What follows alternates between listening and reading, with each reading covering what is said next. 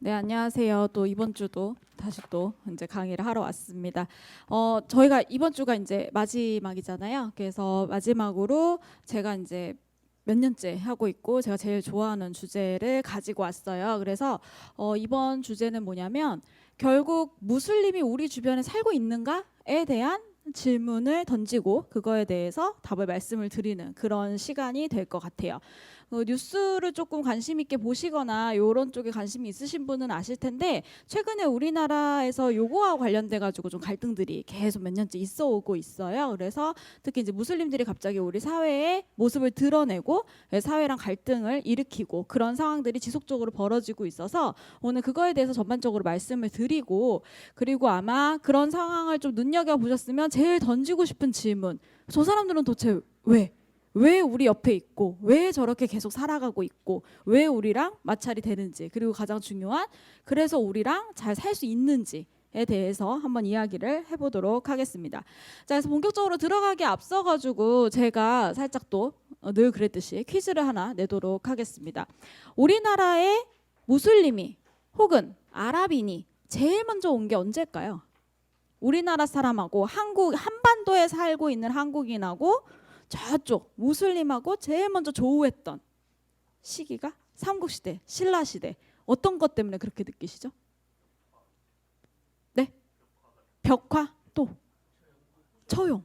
그쵸? 처용 때문에 많이들 그렇게 알고 계시고, 또 그 저쪽에 경주 외곽에 있는 그 묘에 가면은 무인상이 그게 그렇게 서 있다라고 이야기를 합니다.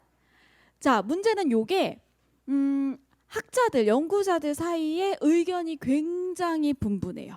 왜냐하면 예상은 하는데, 그러니까 가능한 이야기예요. 가능한 이야기인데 확증을 할 수가 없어요. 심증은 있으나 물증이 없습니다. 저희가 그거를 얘기할 수 있는 거는 아랍에서 나온 이제 지리서 혹은 여행기를 보고서 그 이야기를 하고는 하는데요. 그 여행기에 보면 저쪽 동쪽 끝에 가면 신라라는 곳이 있고 거기는 황금으로 가득 찬 땅이더라.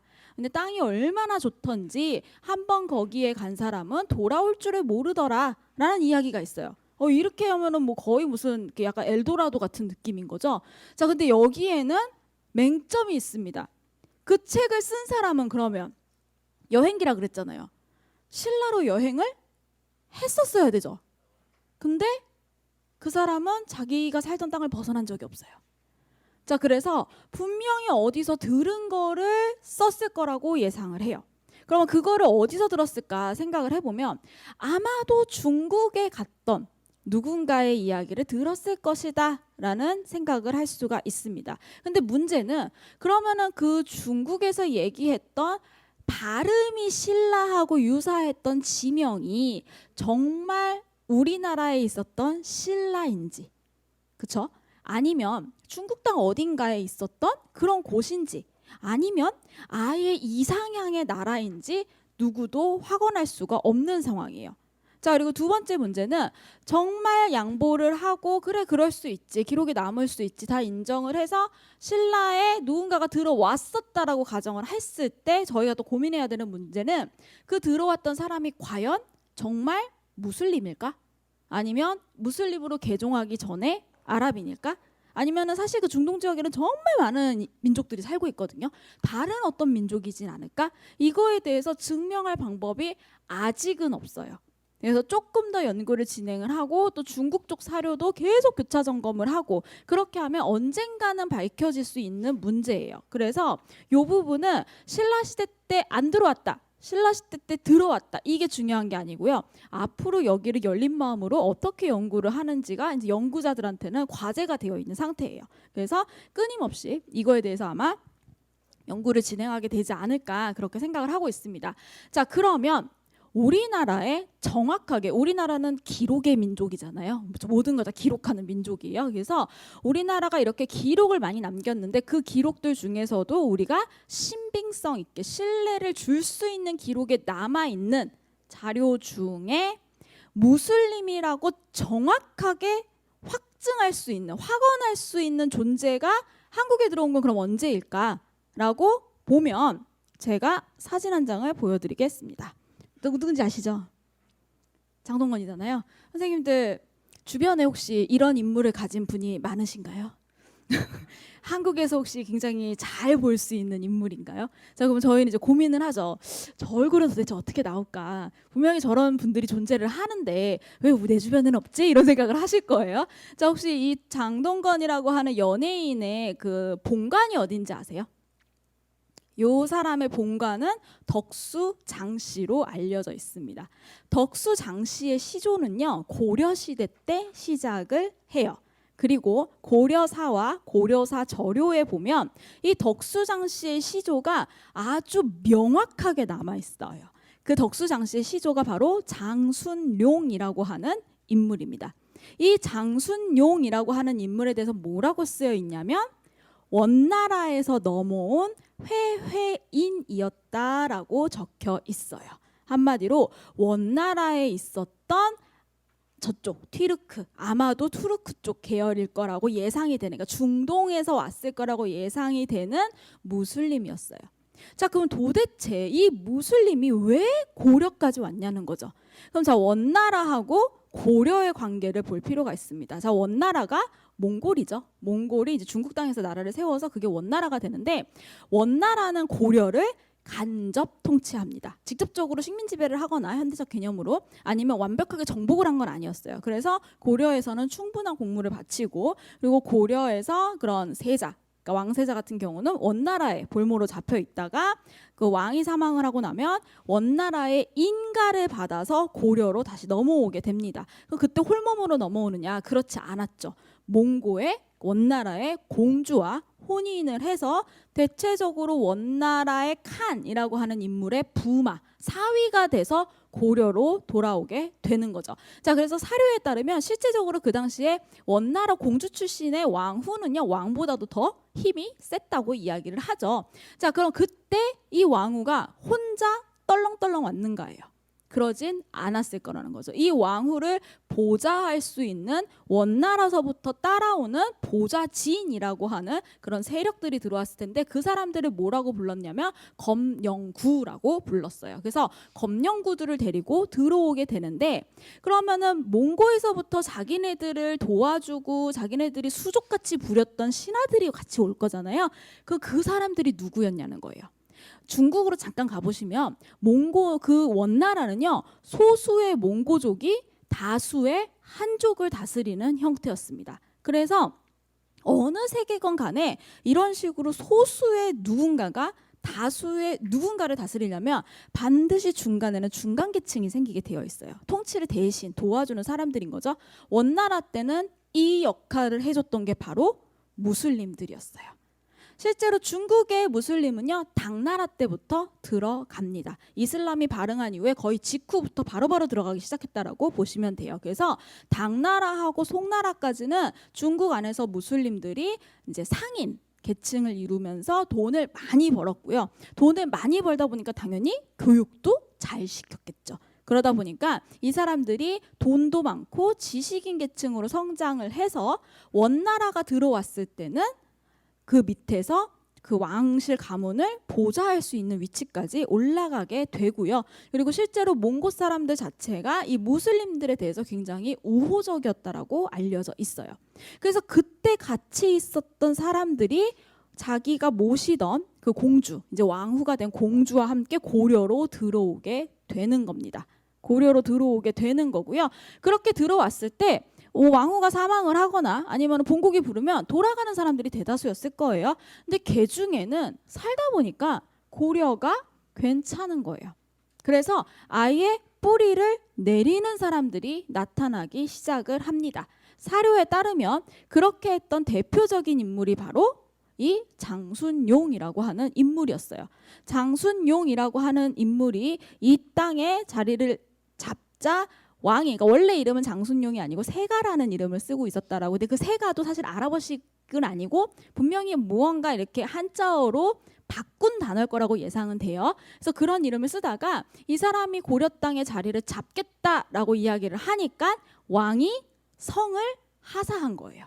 그래서 그 성이 바로 덕수장씨가 됩니다. 그래서 저 덕수장씨의 뿌리는요, 우리나라 사람이 아니에요.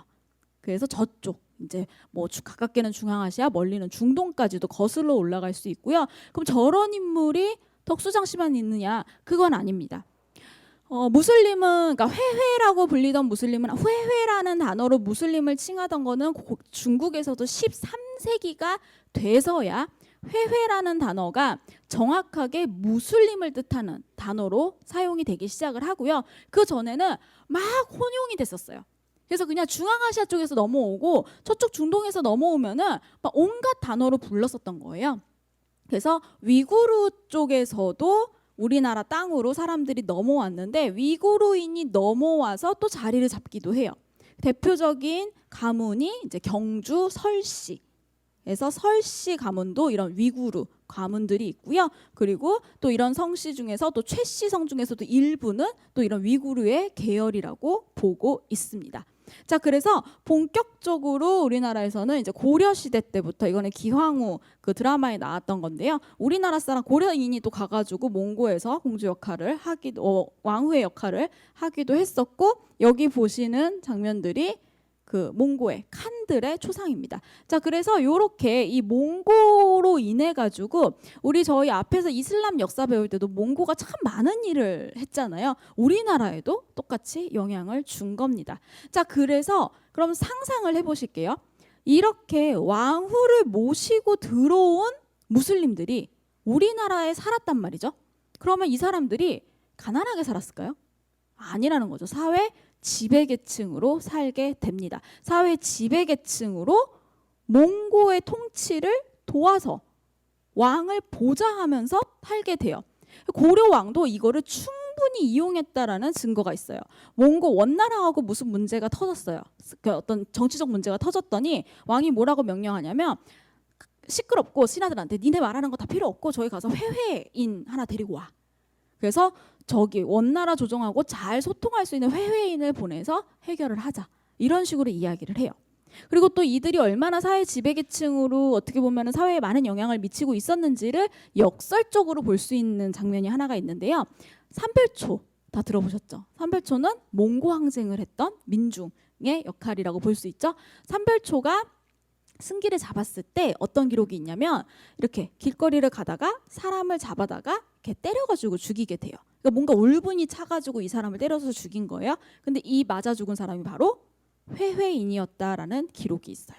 자, 그런 걸 봤을 때는 분명히 이 회회인이 몽고하고 굉장히 밀착이 되어 있었을 것이고, 우리나라 사람들한테는 눈에 가시였겠다, 이렇게 볼 수도 있다라는 거죠. 근데 놀랍게도 고려가 멸망을 함에도 불구하고 회회는 그대로 한국에 남아 있습니다. 언제까지? 조선시대까지 남아 있게 돼요. 근데 우리는 조선시대 때 이야기를 들어보신 적이 없으시잖아요. 자, 그러면 요 분이 누군지는 다 아시죠? 가장 많이 알려진 어전 중에 하나죠. 세종대왕이에요. 그럼 세종대왕 전까지는 이 회회인들이 무슨 역할을 했냐? 아까 전에 제가 그 설씨 가문 이야기를 했잖아요. 그 설씨 가문에 우리나라에 들어온 시조로 누구를 치냐면 설장수라고 하는 무신이죠. 무신 역할을 다 하신 분을 치고 있는데요. 그분은요, 고려 말에서부터 특히 이 유학, 그러니까 무슬림들이 유학을 공부를 많이 했다 그래요. 그래서 원나라에서 원나라 유학을 발달시킨 게 무슬림이었다라고 이야기를 하거든요. 그래서 유학을 공부를 엄청 많이 해요. 근데 우리나라에서 유학하면은 어느 나라죠? 조선이 되겠죠. 그러니까 조선 초에 유학을 성립시키고 발전시키는데 또 무슬림이 무언가 역할을 했을 거라고 추정할 수가 있어요. 근데 이 부분에 대해서는 아직 깊은 연구가 진행이 되지는 않았어요. 그냥 추정하고 있는 중이에요. 자, 그런 식으로 어쨌든 역시나 또 조정하고 가깝게 지냅니다. 그래서 무슨 얘기가 나오냐면 왜 우리 그 조선시대 보면은 아침에 조례한다 그러잖아요. 그리고 큰 행사 있으면은 이렇게 다 들어와가지고 왕한테 인사를 하고 이런 걸 했다라는 기록이 남아 있어요. 그리고 또 재밌는 게 뭐냐면 저희도 왜 지금 현대 사회에서도 대통령이 서거하거나 그런 때가 되면은 이렇게 화면에서 보시면은 우리나라 중요 종교 있죠. 그래서 기독교, 카톨릭 그리고 불교, 원불교에서 다 나와가지고 각자의 종교 의식으로 장례 절차를 진행을 하는 모습을 볼 수 있거든요. 이 시대도 마찬가지였어요.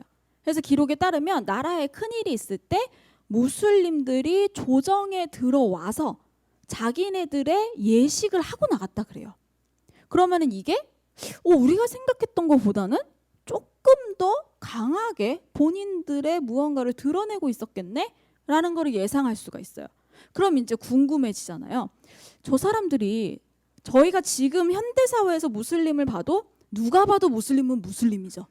그럼 그 시대도 과연 그랬을까?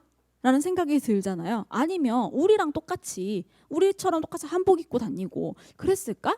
이런 생각을 하시게 될 텐데 아이러니하게도 이거에 대해서 정확한 기록은요. 무슬림이 쫓겨나게 된 그 시점에 나와요. 그래서 무슬림이 쫓겨나게 된 그날은 누가 만들어내느냐? 세종이 만들어내게 됩니다. 하루는 신하들이 세종한테 와가지고 그 고해요. 상소문을 바쳐요. 상소문에 이렇게 내용을 봤더니 내용이 뭐라고 써져 있냐면 무슬림, 그러니까 회회들이 있다는 거예요. 회회들이 있는데 회회들이 서울 한양 한복판에 살면서 너무 자기들끼리 입는 옷을 입고 자기들끼리 하는 예배를 계속 보고 자기들끼리 유지하는 관습을 바꾸려고 하질 않더라는 거예요. 그래서 다른 조선의 백성들이 회회인하고는 결혼하기를 꺼려하더래요.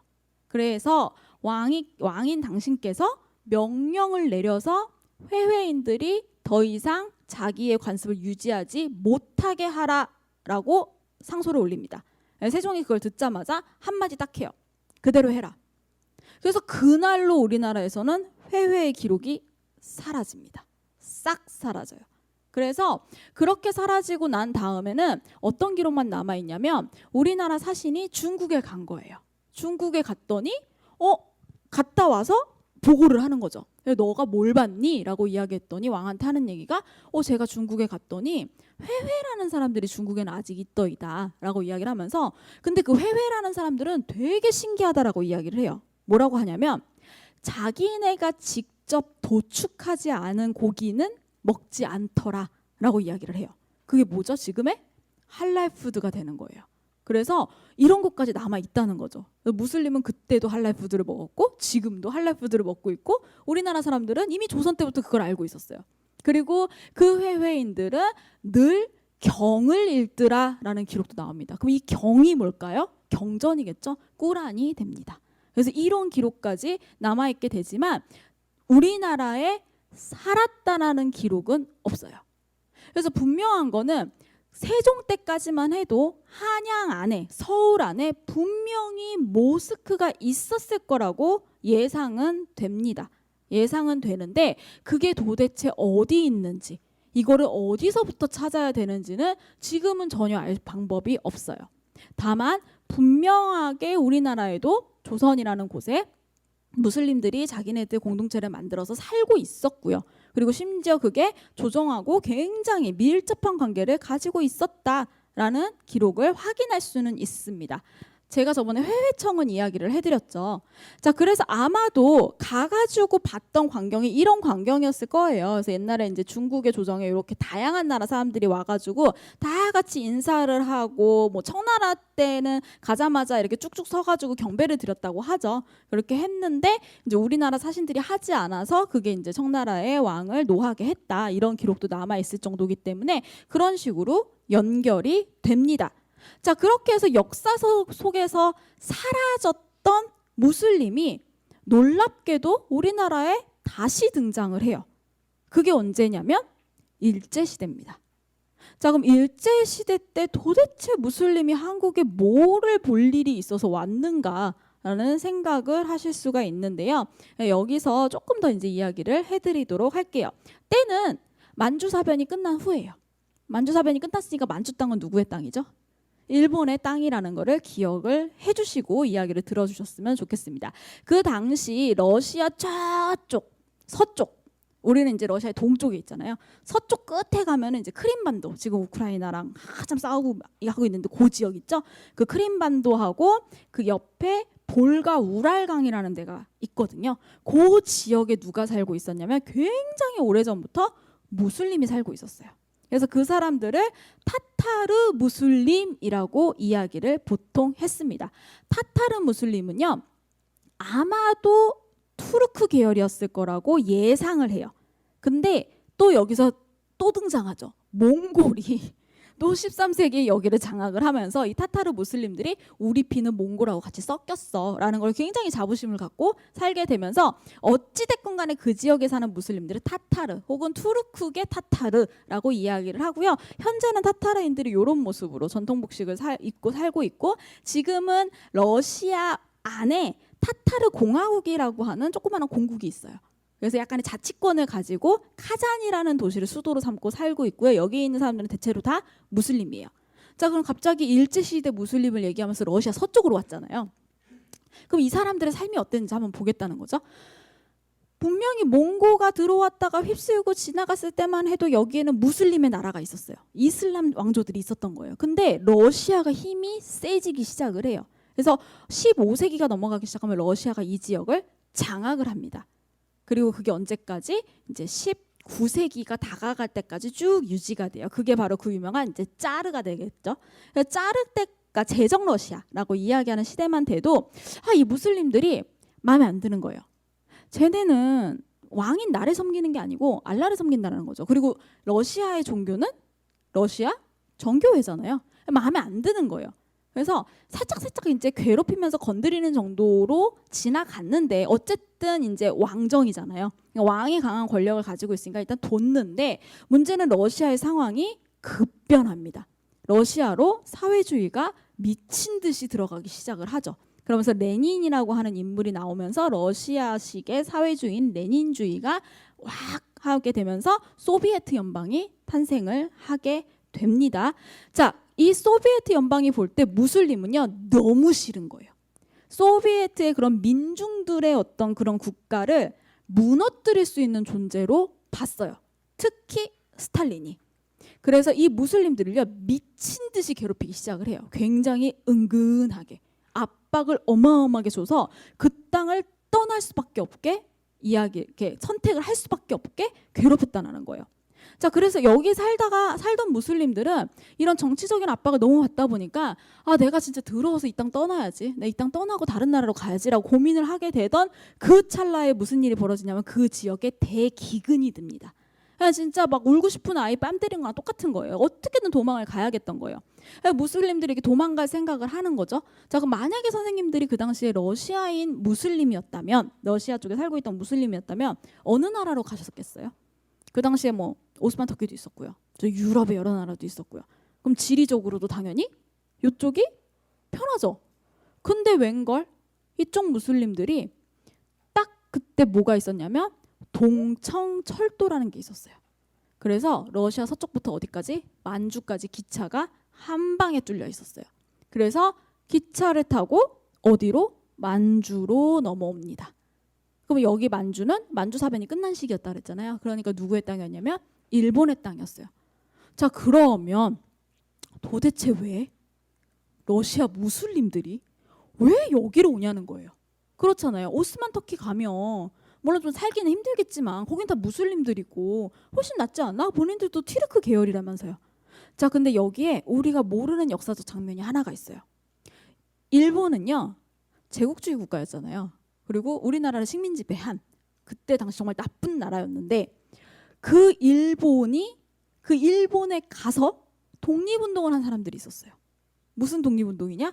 서구 제국주의에 대항하는 독립운동을 한 사람들이 있었어요.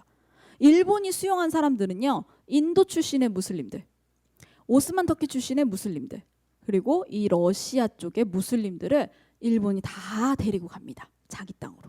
그리고 뭐라고 얘기하냐? 내가 너희의 독립을 지지해 줄게 라고 이야기를 해요. 너무 이상하지 않으세요? 그죠? 본인들도 제국주의 국가잖아요. 그리고 우리를 그렇게 못 살게 굴었잖아요. 그런데 인도랑 무슬림들의 독립은 지지해요. 이거 너무 황당한 거예요. 그래서 내용을 보니 일본의 야욕은 뭐였냐면 서구식 제국주의가 먼저 시작이 됐다는 거죠. 영국이 먼저 제국주의로 땅을 차지를 하고 프랑스가 거기 가서 땅을 차지를 하고 그런 걸 보고 뒤에서 발달한 나라가 누구다? 일본이었던 거예요. 일본 입장에서는 내가 후발주자로서 제국주의를 실현을 시켜서 내가 더 많은 땅을 가지려면 서구의 제국주의를 부셔야 되는 상황이 된 거예요. 그럼 서구의 제국주의를 어떻게 부실까 하고 열심히 살펴봤더니 서구의 제국주의가 감싸지 못한 사람들을 내 편으로 만들면 되는 거예요. 그게 바로 아시아 계통의 무슬림들이었던 겁니다.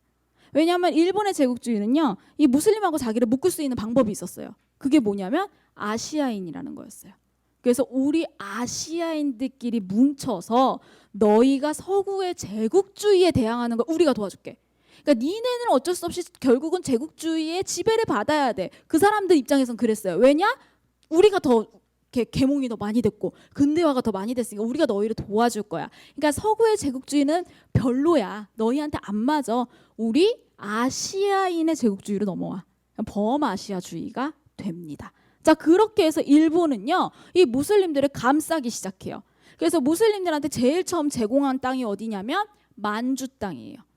당시에 요미우리 신문에 나왔던 기록을 보면은 만주 땅에만 약 50만 명이 있었다라고 알려져 있어요.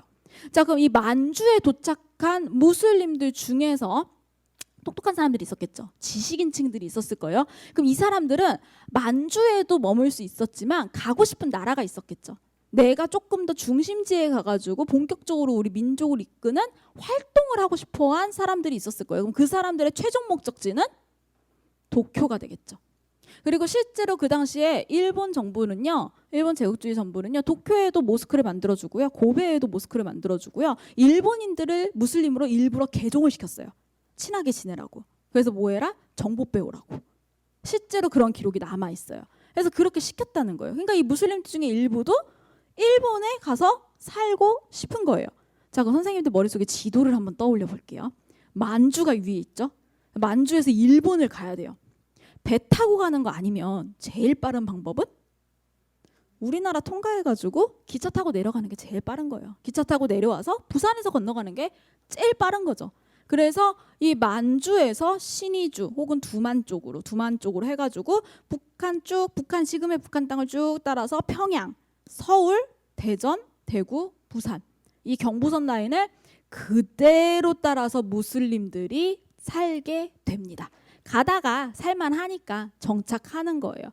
그래서 우리나라에서는요, 기록에 따르면 여러 가지 기록을 딱 수집을 해보면 일단 타타르계 무슬림도 들어와 있었고요, 오스만 터키계 무슬림도 들어와 있었는데 다 합쳤을 때는 아마 최대치로 보면은 전국에 한 1000명 정도, 조금 그러니까 최소치로 보면 한 300명 정도 한국에 살고 있었던 게 아주 분명한 기록으로 남아 있습니다. 그리고 굉장히 재밌는 거는요, 이 한국에 들어온 무슬림들이 그럼 무언가를 하면서 먹고 살아야 되잖아요. 그럼 이 사람들이 제일 쉽게 일했던 거, 본인들이 제일 잘할 수 있었던 거, 그게 뭐냐면 서양식 복식을 파는 거였어요. 그래서 우리나라의 양장점은요, 이 무슬림들이 운영한 게 굉장히 많습니다. 자, 그러면 우리나라에서 이 견사, 이렇게 좋은 실, 질 좋은 실이 제일 많이 나는 지역이 어디였을까요? 이 지역은 그래서 현대 사회에서도 섬유공업이 발달한 지역이에요. 대구입니다. 자, 그래서 대구에도 무슬림이 굉장히 많이 있었고요. 이 사람들은요, 여기에서 좋은 실을 사서 양장을 만들어서 일본으로 수출도 하고요, 그리고 저쪽 본국 쪽으로도 수출도 하고요. 이런 일들을 하면서 살았던 거로 알려져 있고요. 그래서 일본에서 이제 1945년이 지나고 나서 조금 지난 다음에 단편 소설이 나와요. 일본인 작가가 쓴 단편 소설이에요. 그러니까 그 당시에 우리가 보지 못했던 무언가를 봤을 것 같아요.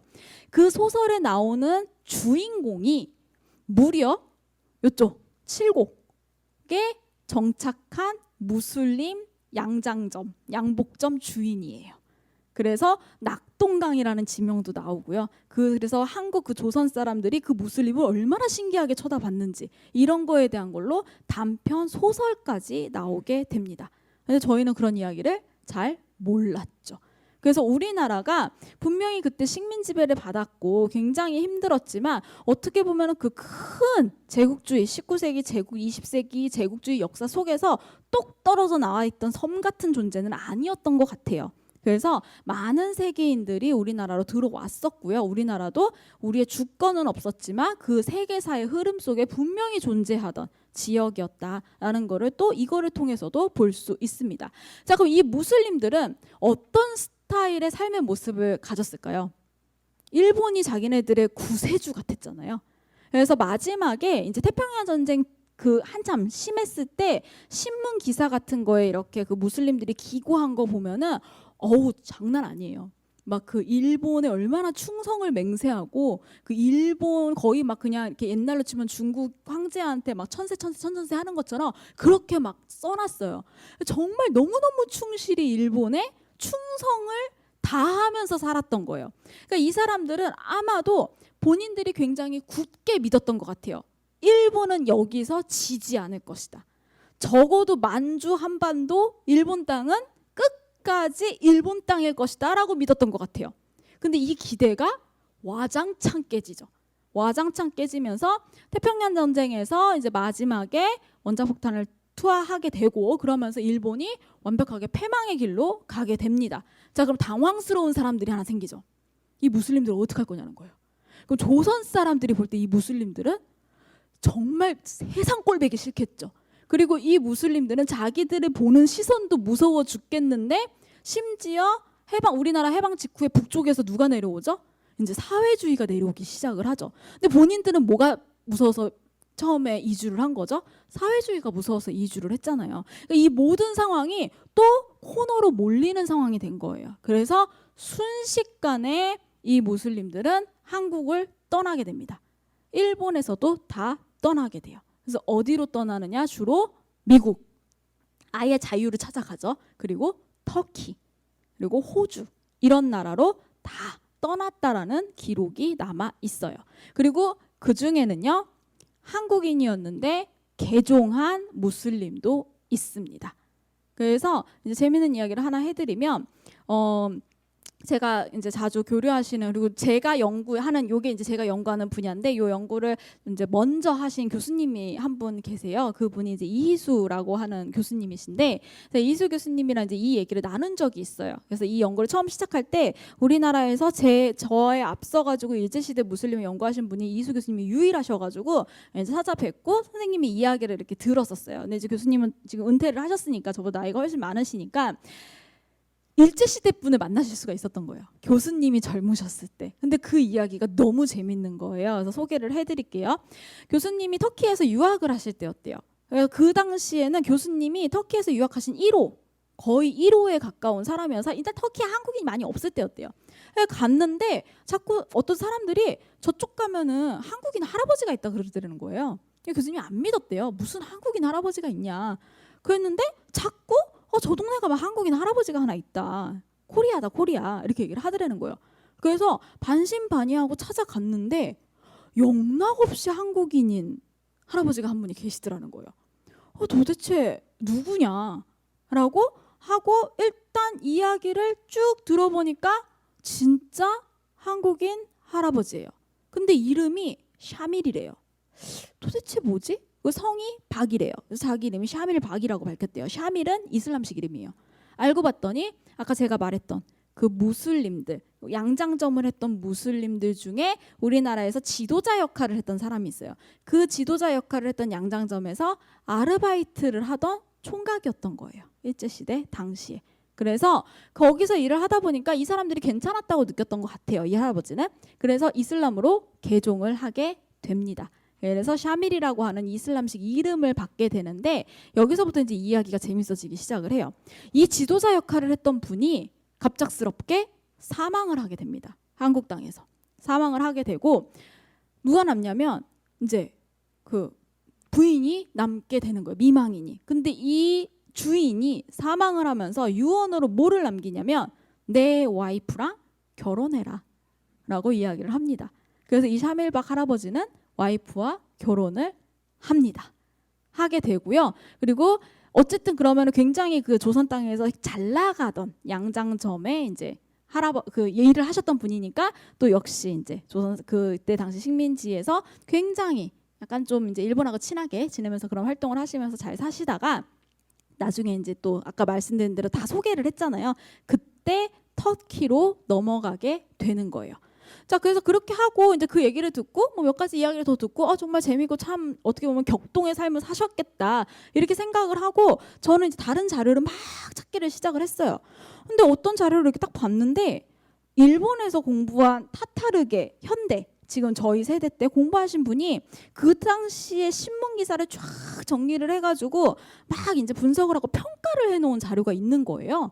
근데 거기에 무슨 구절이 하나가 있냐면 국제 결혼 이런 구절이 있는 거예요. 분석한 게. 이렇게 봤어요. 궁금해서. 그랬더니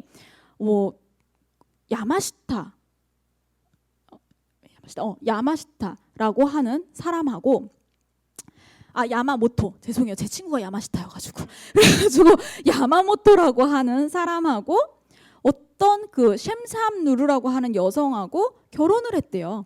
근데 그 결혼이 어찌나 성대했는지 일본에서도 그 축하를 해주려고 무슬림 대표가 가고요. 저 만주에서도 내려오고요. 너무너무 성대했대요. 그래서 그거를 또 기념 삼아가지고 기부금도 어마어마하게 하고요. 며칠 동안 파티를 했다. 근데 이거는 야마모토라는 일본인 남성과 정말 이렇게 써 있어요. 정확하게 일본인 남성과 무슬림 여성의 최초의 국제 결혼이다라고 평가를 해놨어요. 근데 이렇게 보는데 이름이 샤밀인 거예요. 그래서 이제 고민이 생긴 거죠. 왜 이름이 샤밀이지? 근데 그 여성분의 이름을 봤더니 이 여성분 이름도 제가 들었던 이름인 거예요. 그래서 다시 이제 교수님한테 전화를 했어요. 교수님 혹시요 그 할아버지 자기 성을 뭐라고 했어요? 그랬더니 박 이러시는 거예요. 그래서 야마모토 아니에요? 그랬더니 그런 얘기는 없었는데 이러시는 거죠. 그래서 이게 뭔 일이지? 하고 연도를 막 검색을 했어요. 아뿔싸 창씨개명 정책이 시작된 이후였던 거예요. 그래서 다 종합을 해보니까 이 샤밀 박이 바로 샤밀 야마모토고요. 그렇게 역사적 기록에 최초의 국제결혼 무슬림과 그러니까 한국인의 일본인의 국제결혼이라고 알려졌던 거는 사실 한국인과 무슬림 여성의 역사상 최초의 국제결혼이 됩니다. 자, 그래서 그런 식이 또 기록에 남아 있어요. 그래서 굉장히 활발하게 그렇게 살다가 우리나라에서는 또 일순간 사라지게 되는 거예요. 자, 그랬을 때 그러면은 과연 이 샤밀박 할아버지만 개종을 했겠냐는 거예요. 더 개종을 했었을 거예요. 분명히 누군가는. 근데 그들이 이 무슬림들이 다 쫓겨난 이후에는 자기의 정체성을 숨겼을 거라고 예상을 하고 있어요. 그래서 나중에 그 사람들이 뭐라고 저희가 이제 선생님들이 뭐라고 부르냐면 샤이 무슬림이라고 불러요. 샤이 무슬림으로 숨어 있었다라고 이야기를 하는데요. 그럼 그 타타르 무슬림들이 얼마나 일본에 우호적이었느냐? 이게 바로 일본 이 당시에 이제 경성일보의 사진인데요. 서울에 모스크가 있었습니다. 서울 한복판 광화문 앞 시청 뒤에 있었어요. 그래서 이번에 이제 정확한 주소를 찾아서 제가 이제 그 출판을 준비를 하고 있는데 그 증거를 찾았어요. 주소까지 정확하게 남아 있고요. 그 사람들의 이제 운영하던 회칙이 남아 있어서 그 자료를 분석을 하니까 뭐라고까지 얘기하냐면 그러니까 모스크 안에 학교가 보통 있었거든요. 우리 학교에서는 무조건 일본어로 교육한다라고 되어 있어요. 그리고 조선 총독부의 지침을 따른다라고 되어 있어요. 그 정도로 했고 이게 바로 그 전쟁 때 기도하는 이제 승리를 기원하면서 기도하는 그런 모습이고요. 이거는 그 병원에 가가지고 타타르 아이들이 한마디로 우리 이렇게 그 위문 공연하는 거 있죠. 그런 거 하는 그런 모습이에요. 그래서 이런 식의 자료들이 싹 다 남아 있고요. 심지어 저 당시에 타타르 이 러시아 쪽 무슬림들은 만주 그다음에 한반도 일본을 연결하는 국제 기구가 조성이 되어 있었어요. 그래서 서로 소통하면서 독립을 위해서 그래서 독립 국가 형성을 위해서 활동을 하는 그런 사람들이 있고 돌아다니면서 활동을 한 것으로 알려져 있습니다. 제가 자료를 조금 빼먹었는데 자 그리고 나서 그러면 그 다음에는 누가 나타났냐는 거예요. 그럼 우리 한국의 현대사를 같이 좀 보도록 할게요. 일제시대가 끝나고 광복을 했으니까 우리나라가 이제 당연히 대통령도 뽑고 민주주의도 하고 이렇게 선거를 해가지고 국가가 될 줄 알았더니 뭔가 터지죠. 한국전쟁이 터집니다. 그래서 한국전쟁이 터지고 나서 유엔이 한국전쟁이 딱 터지니까 국제사회에 호소를 해요. 한국을 위해서 이제 파병을 해달라라고 호소를 하니까 제일 먼저 파병을 결정한 나라가 어딜까요? 당연히 미국입니다. 자, 그리고 놀랍게도 두 번째로 파병을 결정한 나라가 있어요. 그 나라가 바로 터키예요. 이제 튀르키예죠. 튀르키예 이렇게 되고요. 저도 어쨌든 평생 터키로 불렀잖아요. 저희 아들이 제가 자꾸 터키 이러니까 제가 터키라고 할 때마다 튀르키예야 이렇게 얘기를 하거든요. 안 바뀌는 거예요. 그래서 어쨌든 튀르키예입니다. 그래서 튀르키예가 저희가 6월 25일에 전쟁이 터지는데 7월에 바로 파병을 결정을 해요. 그리고 10월에 이제 파병을 하게 되는데 일단 여단급을 계속 보냅니다. 여단급을 보내서 약 5천 명이 우리나라에 들어오게 되고요. 여단을 3번을 번갈아 가면서 보내게 되기 때문에 연 인원으로는 한 13,000에서 15,000명 정도가 한국에 들어오게 되고, 그리고 최전선에 이제 배치가 되고요. 터키군 주둔지는 수원에 있었어요. 수원에 있었고, 이 터키군들이 뭐 우리나라를 도와주고 싶은 마음도 분명히 있었을 거고요. 어떤 그런 국제사회의 그런 질서적인 문제도 분명히 있었을 텐데, 파병을 결정한 가장 결정적인 이유는 이제 내부 문제였다라고 보통 이야기를 해요. 그 내부의 갈등을 해결하고 봉합하기 위해서 시선을 외부로 돌렸다라고 보통 이야기를 하는데, 뭐 어찌 됐든 우리나라에 와서 피를 흘린 건 사실이니까요. 그래서 어쨌든 터키가 그렇게 많은 도움을 주게 됩니다. 그래서 전선에서도 정말 가장 치열하게 싸웠던 그 전선에 터키군이 많이 들어갔다라고 이야기를 하는데요. 수원에 주둔을 하면서 이 무슬림들이 했던 게 있어요. 제일 먼저 학교를 세웁니다. 그래서 그 학교 이름이 앙카라 학교예요. 그래서 이 앙카라 학교에서 당시 우리나라 전쟁 고아들을 다 걷어가지고 교육을 시키게 되고요. 그리고 이제 터키 부대 안에 있었던 음식 같은 것도 다 나눠서, 우리로 치면은 지금 대민 지원이라고 하잖아요. 그런 식의 이제 대민 지원을 계속해서 하게 되면서 이 터키군에 대한 이미지가 어마어마하게 좋아졌다고 해요. 터키군에 대한 이미지가 너무너무 좋아지니까 사람들은 궁금해지는 거예요. 저 군인들이 하루에 5번 절하고 있는 게.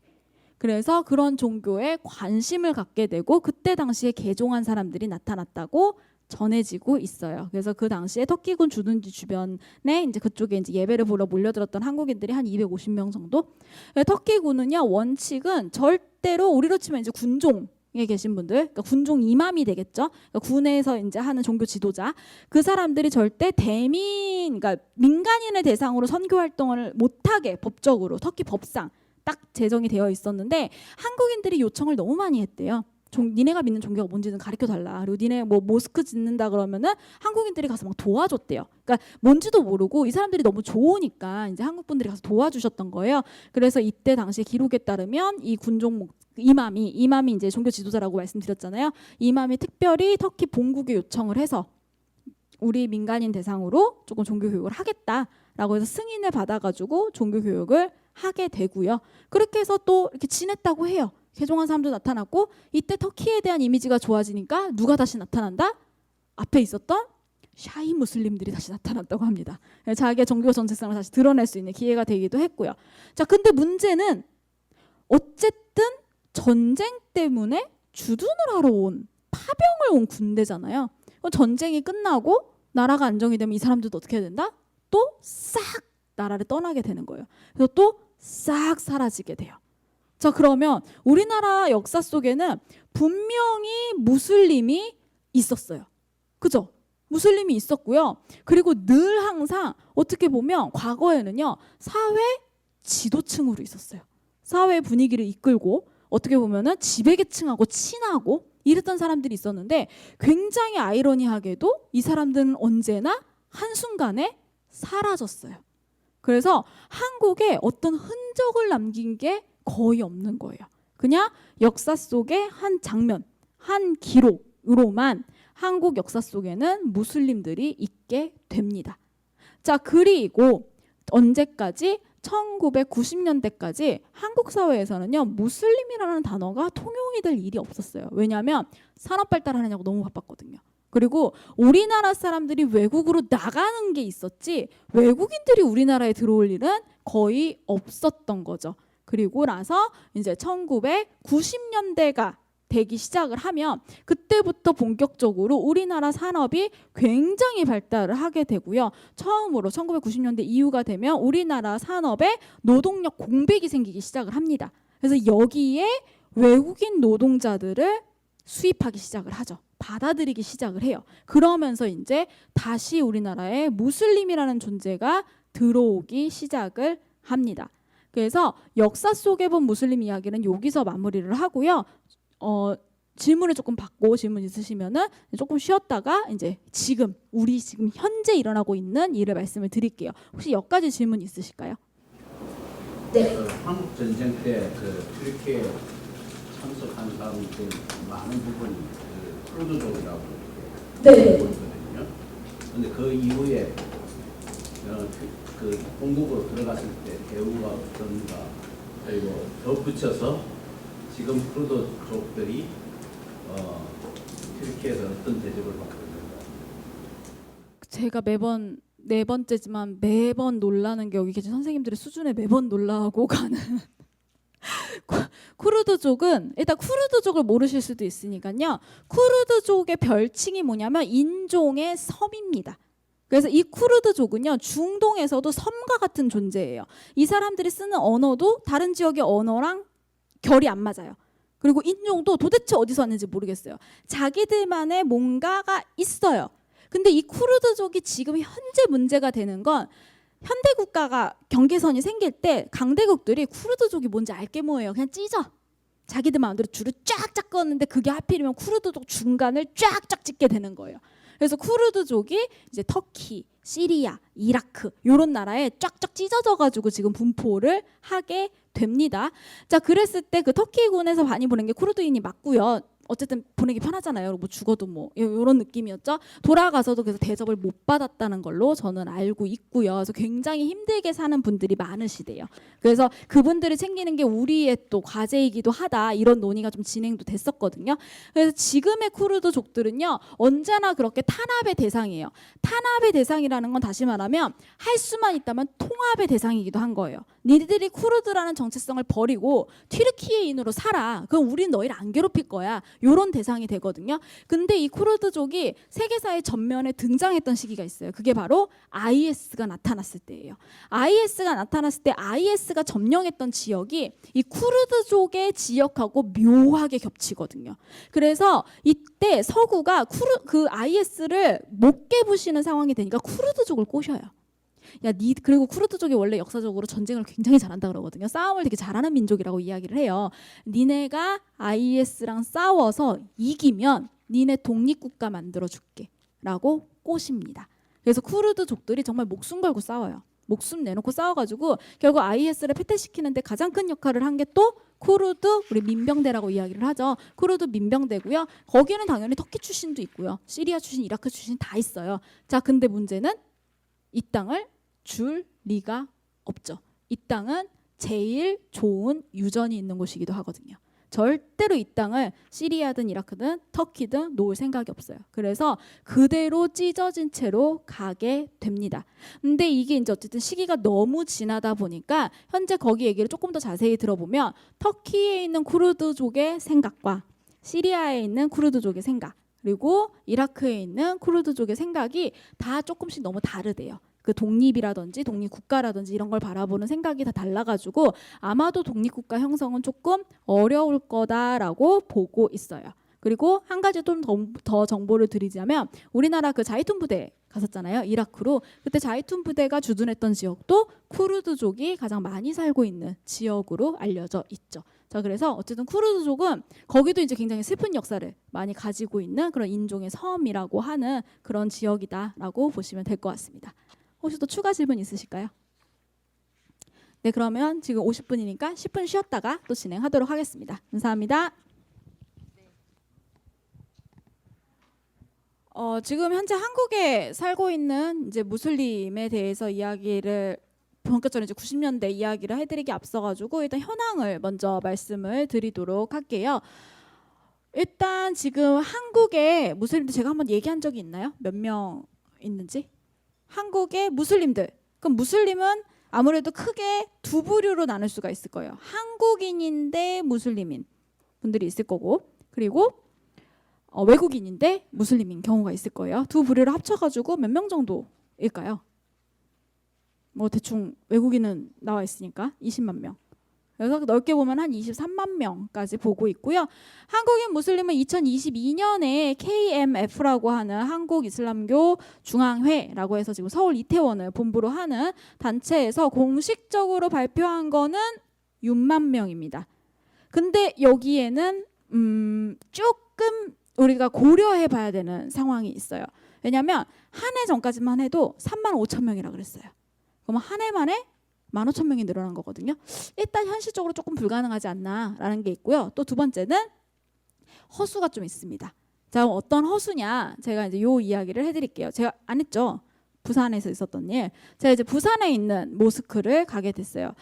제가 이제 2018년부터 전국에 있는 모스크를 다 돌아다녔거든요. 전국에 있는 모스크랑 무살라를 다 돌아다니면서 이 연구를 시작을 하게 됐는데 그날은 이제 부산에 가는 날이었어요. 부산에는 큰 모스크가 있습니다. 큰 모스크가 있어서 굉장히 오래전에 만들어진 모스크예요. 거기 가가지고 이제 거기 임암분이랑 일하시는 분들하고 좀 친해가지고 이렇게 수다 떨면서 시간을 보내고 있었어요. 근데 옆방에 어떤 이렇게 좀 나이 지긋하신 중년 남성분 두 분이 뭘 이렇게 교육을 받고 계시는 거예요. 수업을 막 이렇게 듣고 계세요. 두 분이서. 그래서 뭐 하시는 거예요? 그랬더니 이슬람 교육 받아요. 기초적인 거 이렇게 얘기를 하시길래 저걸 왜 받아요? 그랬더니 오늘 개종했거든 이러시는 거예요.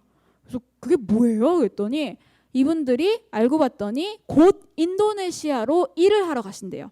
근데 인도네시아로 갈 때 무슬림이라고 하는 확인증이 있으면 뭔진 모르겠지만 정말 정확하게 뭔지 모릅니다. 가가지고 좀 생활이 편하시대요.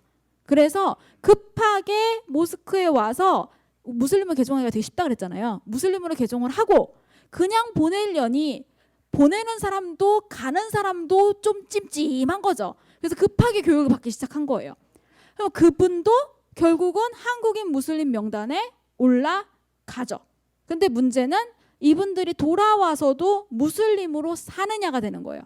우리가 진짜 얘기했을 때 무슬림이다라고 할 수 있냐라는 거죠. 그러기는 조금 어렵지 않을까. 그래서 사실 이 6만 명이라는 수에는 약간의 허수가 있을 수 있다라고 생각을 하기가 좀 쉽겠죠. 자, 어쨌든 확실한 거는 한국의 무슬림이 있긴 있어요. 많지는 않지만 계속 있고 좀 꾸준하게 아주 삐약하게나마 증가하고 있다라고 보고 있어요. 근데 이게 뭐 우리나라의 지금 뭐 어떤 기독교나 그런 불교의 교세만큼 커질 것이다. 그러지는 못하지 않을까. 적어도 우리 생애에서는 그러긴 좀 힘들 것이다 라고 보고 있고요. 외국인 무슬림은 20만 명에서 최대치로 한 23만 명 정도까지 보고 있습니다. 자, 그럼 도대체 이거를 왜 이렇게 정확하게 볼 수 없냐라는 거죠. 왜 그러냐면 정말 간단하게도 우리나라는 종교의 자유가 있는 나라예요. 그래서 우리나라 여권에는 각자의 종교 안 쓰잖아요. 근데 종교의 자유가 없는 나라의 여권을 보면 자기 종교를 쓰게 돼 있어요. 이렇게 되거든요. 근데 우리나라는 그런 나라가 아니라는 거죠. 그 말인즉슨 우리나라에 들어오는 외국인도 그 사람의 종교가 뭔지는 중요하지 않아요. 우리나라는 이거를 조사하지 않아요. 권한이 없어요. 종교의 자유가 있기 때문에. 그래서 그냥 들어옵니다.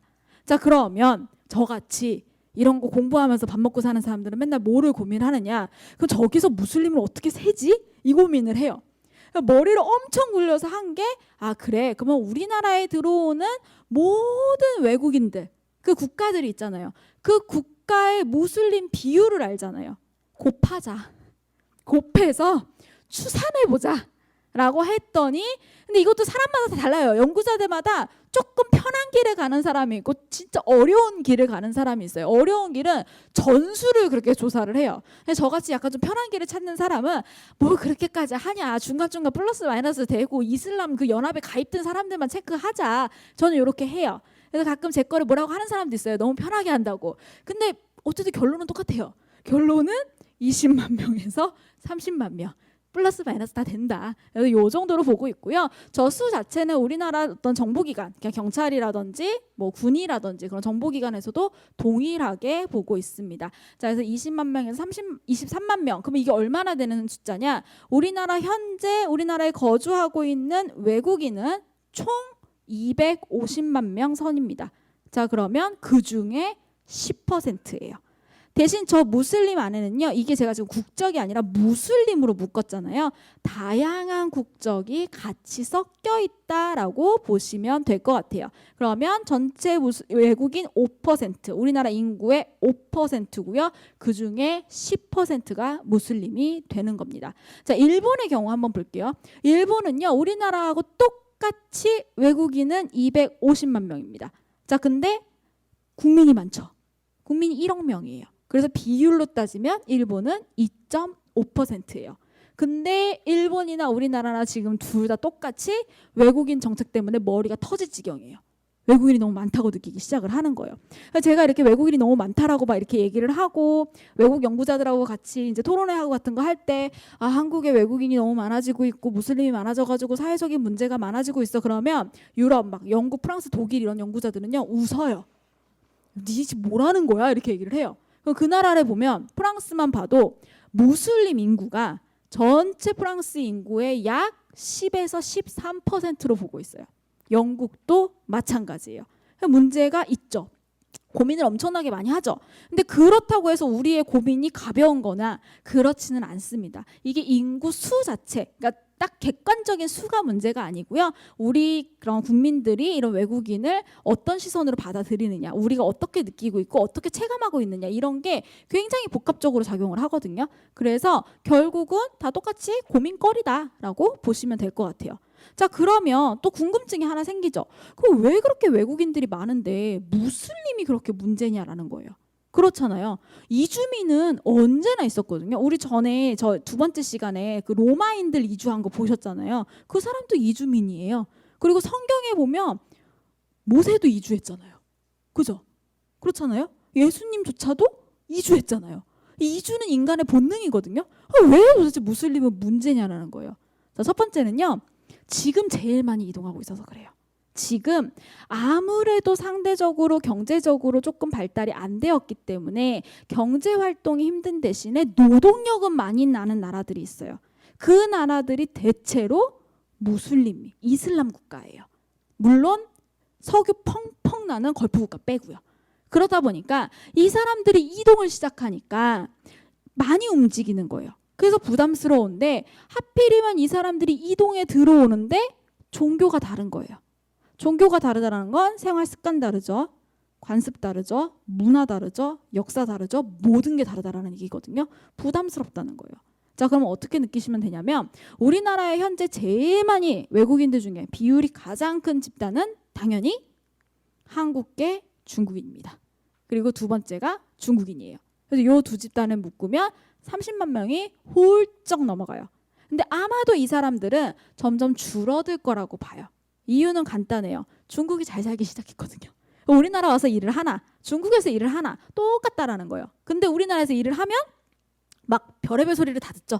사회적으로 막 깔아 뭉개는 소리부터 해가지고 그 저한테 한국계 보통 조선족이라고 하는 한국계 중국인들의 이미지를 저는 사실 별 생각이 없었거든요. 근데 요즘 어린 학생들한테는 그 왜 영화에서 나왔던, 저는 그 영화를 안 봤는데 이렇게 장첸이라는 캐릭터, 그러니까 이런 식으로 하나의 이제 상징화가 되면서 살기 힘들죠. 사실 그렇게 되고. 그럼 두 번째는 어느 나라일까요?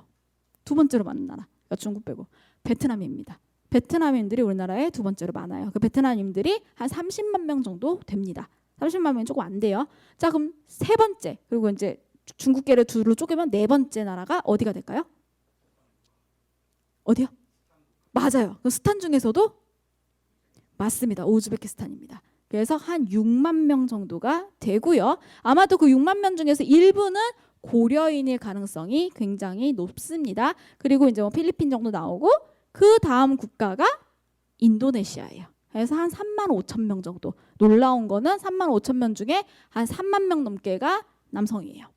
자, 이런 식의 비율을 보여요. 근데 문제는 원래 저희가 이슬람 제일 먼저 처음 배울 때 무조건 하는 얘기가 이슬람 하나로 보지 말라거든요.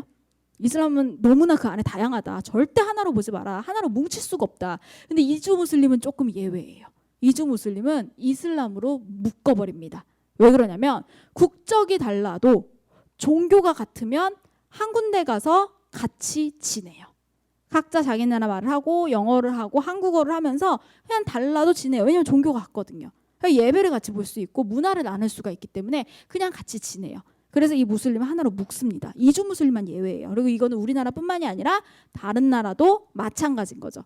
그래서 이 이주 무슬림들을 하나로 묶어버리니까 인구가 훌쩍 3위로 뛰어 올라오게 돼요. 20만 명이 넘어가기 때문에 굉장히 큰 비율을 보이고 있고, 가장 중요한 거는 무조건 증가할 거다라고 보시면 될 것 같습니다. 그래서 무슬림이 이제 이렇게 시선에 딱 박히게 되는 거예요. 그래서 이제 이렇게 해서 우리나라에 이제 무슬림들이 약 한 20에서 23만 명 정도 들어와 있고요. 지역으로 보시면 아랍이 없죠. 아랍이 없잖아요. 자, 놀랍게도 아까 제가 말씀드린 대로 이슬람 국가들은요, 가장 많이 나라 밖으로 인력을 송출, 빼내는 나라이기도 한데요. 참 신기하게도 이주민을 제일 많이 받아들이는 나라 베스트 3에는 항상 매년 사우디아라비아가 들어가요. 그래서 이 걸프 국가들은요, 외국인들이 오히려 너무 많이 들어와서 문제인 나라예요. 그래서 까타르나 아랍에미레이트 같은 경우는 자국민보다 외국인 노동자가 훨씬 많습니다. 그래서 여러분이 두바이나 아부다비를 가시게 되면 이미그레이션에서 도장 찍어주는 사람 외에는 그 가는 걸음걸음 전부 다 외국인이라고 보시면 돼요. 실제 그 에미레이트 사람을 보기가 정말 힘들어요. 그렇게 보시면 될 정도로 외국인 비율이 굉장히 높은 나라가 걸프 국가거든요. 근데 그 외에 다른 아랍 국가들이 또 있죠. 뭐 이집트라든지 시리아, 이라크, 레바논, 요르단 이런 나라들 있잖아요. 여기 나라 사람들은 우리나라 잘 안 와요. 지리적으로 유럽 가면 되거든요. 유럽 가도 똑같이 잘 살잖아요. 유럽 가면 되는 거예요. 그럼 우리나라로는 누가 오느냐? 중앙아시아, 남아시아, 동남아시아 쪽에서 많이 옵니다. 중앙아시아의 대표 국가는 우즈베키스탄이 되고요. 남아시아는 파키스탄, 방글라데시, 그리고 동남아시아가 이제 인도네시아 쪽에서 우리나라에 굉장히 많이 온다라고 보시면 될 것 같아요. 자, 근데 제가 이렇게 말씀을 드렸잖아요. 많이 옵니다라고 말씀을 드렸는데 실제로 어떠세요? 주변에 좀 많이 있다고 느끼세요? 제가 서울에 가서 이 강의를 하면 100이면 100 못 느껴요. 학생들은 조금 느껴요. 그래서 학생들한테도 물어봐요. 너 길거리에서 봤어? 학교 안에서 봤어?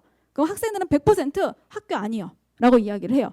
그럼 너 서울 길거리, 강남 한복판 돌아다니다가 이런 분들, 노동자분들 본 적 있어? 전혀 본 적 없대요. 근데 이게 약간 이제 지방 도시에 와서 강연을 하면 그래도 좀 느껴요.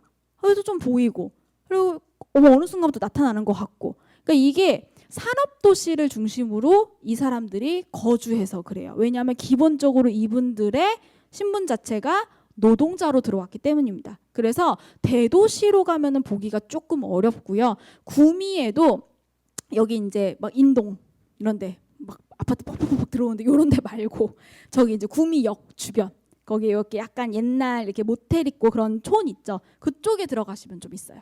그리고 아예 이렇게 산업단지 쪽으로 빠지셔야 돼요. 저 외관 쪽에 산업단지로 빠진다든지 이렇게 되면 이제 요 지역에도 무슬림들이 굉장히 많습니다.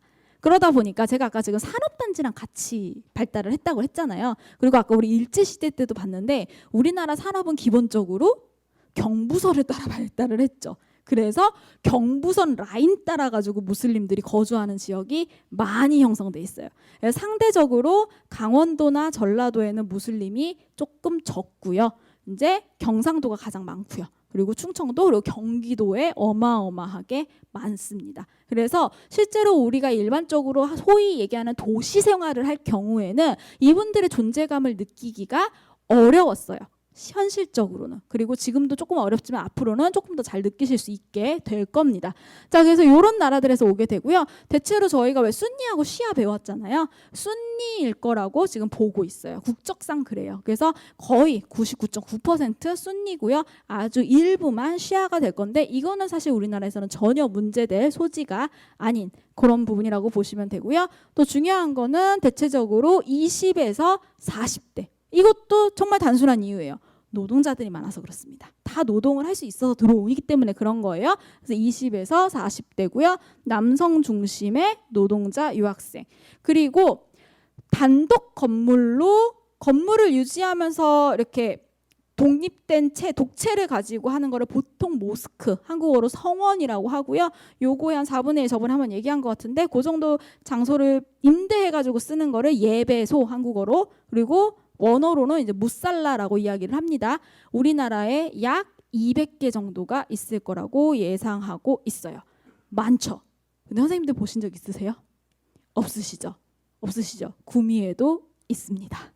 네, 구미에도 있고 제법 크고요. 깔끔하고요. 거기는 이제 인도네시아 분들이 많이 와서 계세요. 그래서 저희 아들이 제가 처음에 이걸 이제 이렇게 조사하러 다닐 때 전국에 있는데 다 돌아다녔으니까 집이 여기 가까우니까 구미 갈 때 아무 생각 없이 저희 애를 이렇게 데리고 갔단 말이에요. 근데 제가 하프 때부터 이제 아랍어랑 이슬람을 계속 공부하면서 저의 철칙 중에 하나가 우리 아이들은 이슬람의 이자도 모르게 하겠다거든요. 아랍어의 아자도 모르게 하겠다. 이게 저의 꿈인데 저희 아들이 이제 이렇게 어디 가다가 이제 들렸다 가느냐고 갔더니 따라갔더니 저기 계신 이제 아저씨들, 무슬림 아저씨들이 꼬맹이가 한국인 그때는 더 어렸거든요. 저희 애가 꼬맹이를 보니까 너무 귀여우셨는지 막 그 이렇게 자기네들이 이렇게 고향 음식이라고 갖다 놓고 쌓아놓고 이렇게 먹는 음료수 같은 거 있잖아요. 인도네시아 거. 그거를 막 애한테 바리바리 싸준 거예요. 근데 저희 애가 종교 시설에 간 게 그게 처음이었거든요. 그러니까 저희 애는 여기 가니까 맛있는 음료수를 너무 많이 준다고 엄마 이슬람 되게 좋은 것 같대요. 그래서 제가 너 네 입에서 이슬람 소리 한 번만 더 나오면 너 그러기만 해보라고 이렇게 하고 이제 안 데리고 다니는 그런 상황이었거든요. 그래서 요 구미에서 그렇게 다녔었어요. 그래서 구미에도 있고요. 당연히 김천에도 있고요. 옆에 외관에도 있고요. 칠곡에도 있고 어마어마하게 많습니다. 그래서 그냥 전국에 다 있다라고 보시면 돼요. 그래서 어디 한 곳의 문제가 아니라 그냥 있는 거고요. 자연스럽게 있는 거예요. 거기에 뭐 모여서 큰일이 나는 것도 아니고 그냥 우리가 여태까지 쭉 봤던 것대로 종교 생활을 하는 것뿐입니다. 자, 그럼 도대체 왜 여기까지 와가지고 그렇게 종교 생활을 하냐는 거예요. 제가 시리아에서 그때 교회 갔던 얘기 해드렸나요? 안 해드렸어요? 저는 이제 시리아에서 어학연수를 했어요. 시리아에서 어학연수를 했는데 제가 이제 시리아에서 어학연수 했다 그러면 다들 깜짝 놀라세요. 저렇게 되기 전이에요.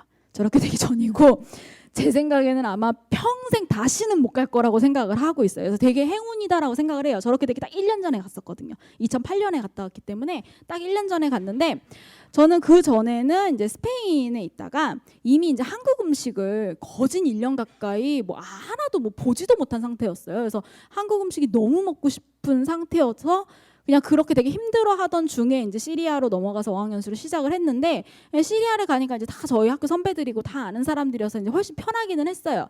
근데 같이 살고 있던 이제 언니가 이제 자기 선배 언니였는데 자기 집에 자기 이제 곧 한국 들어가니까 네가 그냥 이 집에 계속 살아. 그래서 그 언니 집에 한 달 정도 이제 좀 얹혀 살기로 하고 거기 들어가가지고 또 눈치 보이니까 짐도 못 풀고 몇 개 옷까지만 꺼내가지고 이렇게 살고 있었는데 언니가 되게 독실한 기독교 개신교 신자였어요. 근데 저는 그때까지 종교가 없었거든요. 나중에 이제 저는 카톨릭으로 들어가게 되는데 종교가 없었어요. 근데 언니가 계속 이제 교회에 가자는 거예요. 근데 그 당시에 그 나이 때 저는 종교가 없었다라는 뜻은 종교를 굉장히 거부하는 사람이었던 거거든요. 아, 나는 종교 싫다고. 자꾸 교회를 가자는 거예요. 심지어 그것도 그 당시 시리아 다마스커스 옆 동네, 그러니까 조금 더 막 버스 타고 택시 타고 걸어서 막 한참 들어가야 되는 이라크 난민촌에 있다는 거예요. 들었는데 황당한 거죠. 내가 거길 왜 가냐고 이라크 난민촌에를. 그래서 이제 언니한테 이렇게 선배니까 함부로 말은 못하고 이제 계속 삐죽거리고 있었어요. 아, 언니 거기 가는 거 너무 힘들고 더 죽겠고 난민촌이라서 막 분위기도 별로고 나는 교회도 싫고 이렇게 얘기했는데 언니가 딱 한마디 하더라고요. 야, 거기 가면 김치 줘.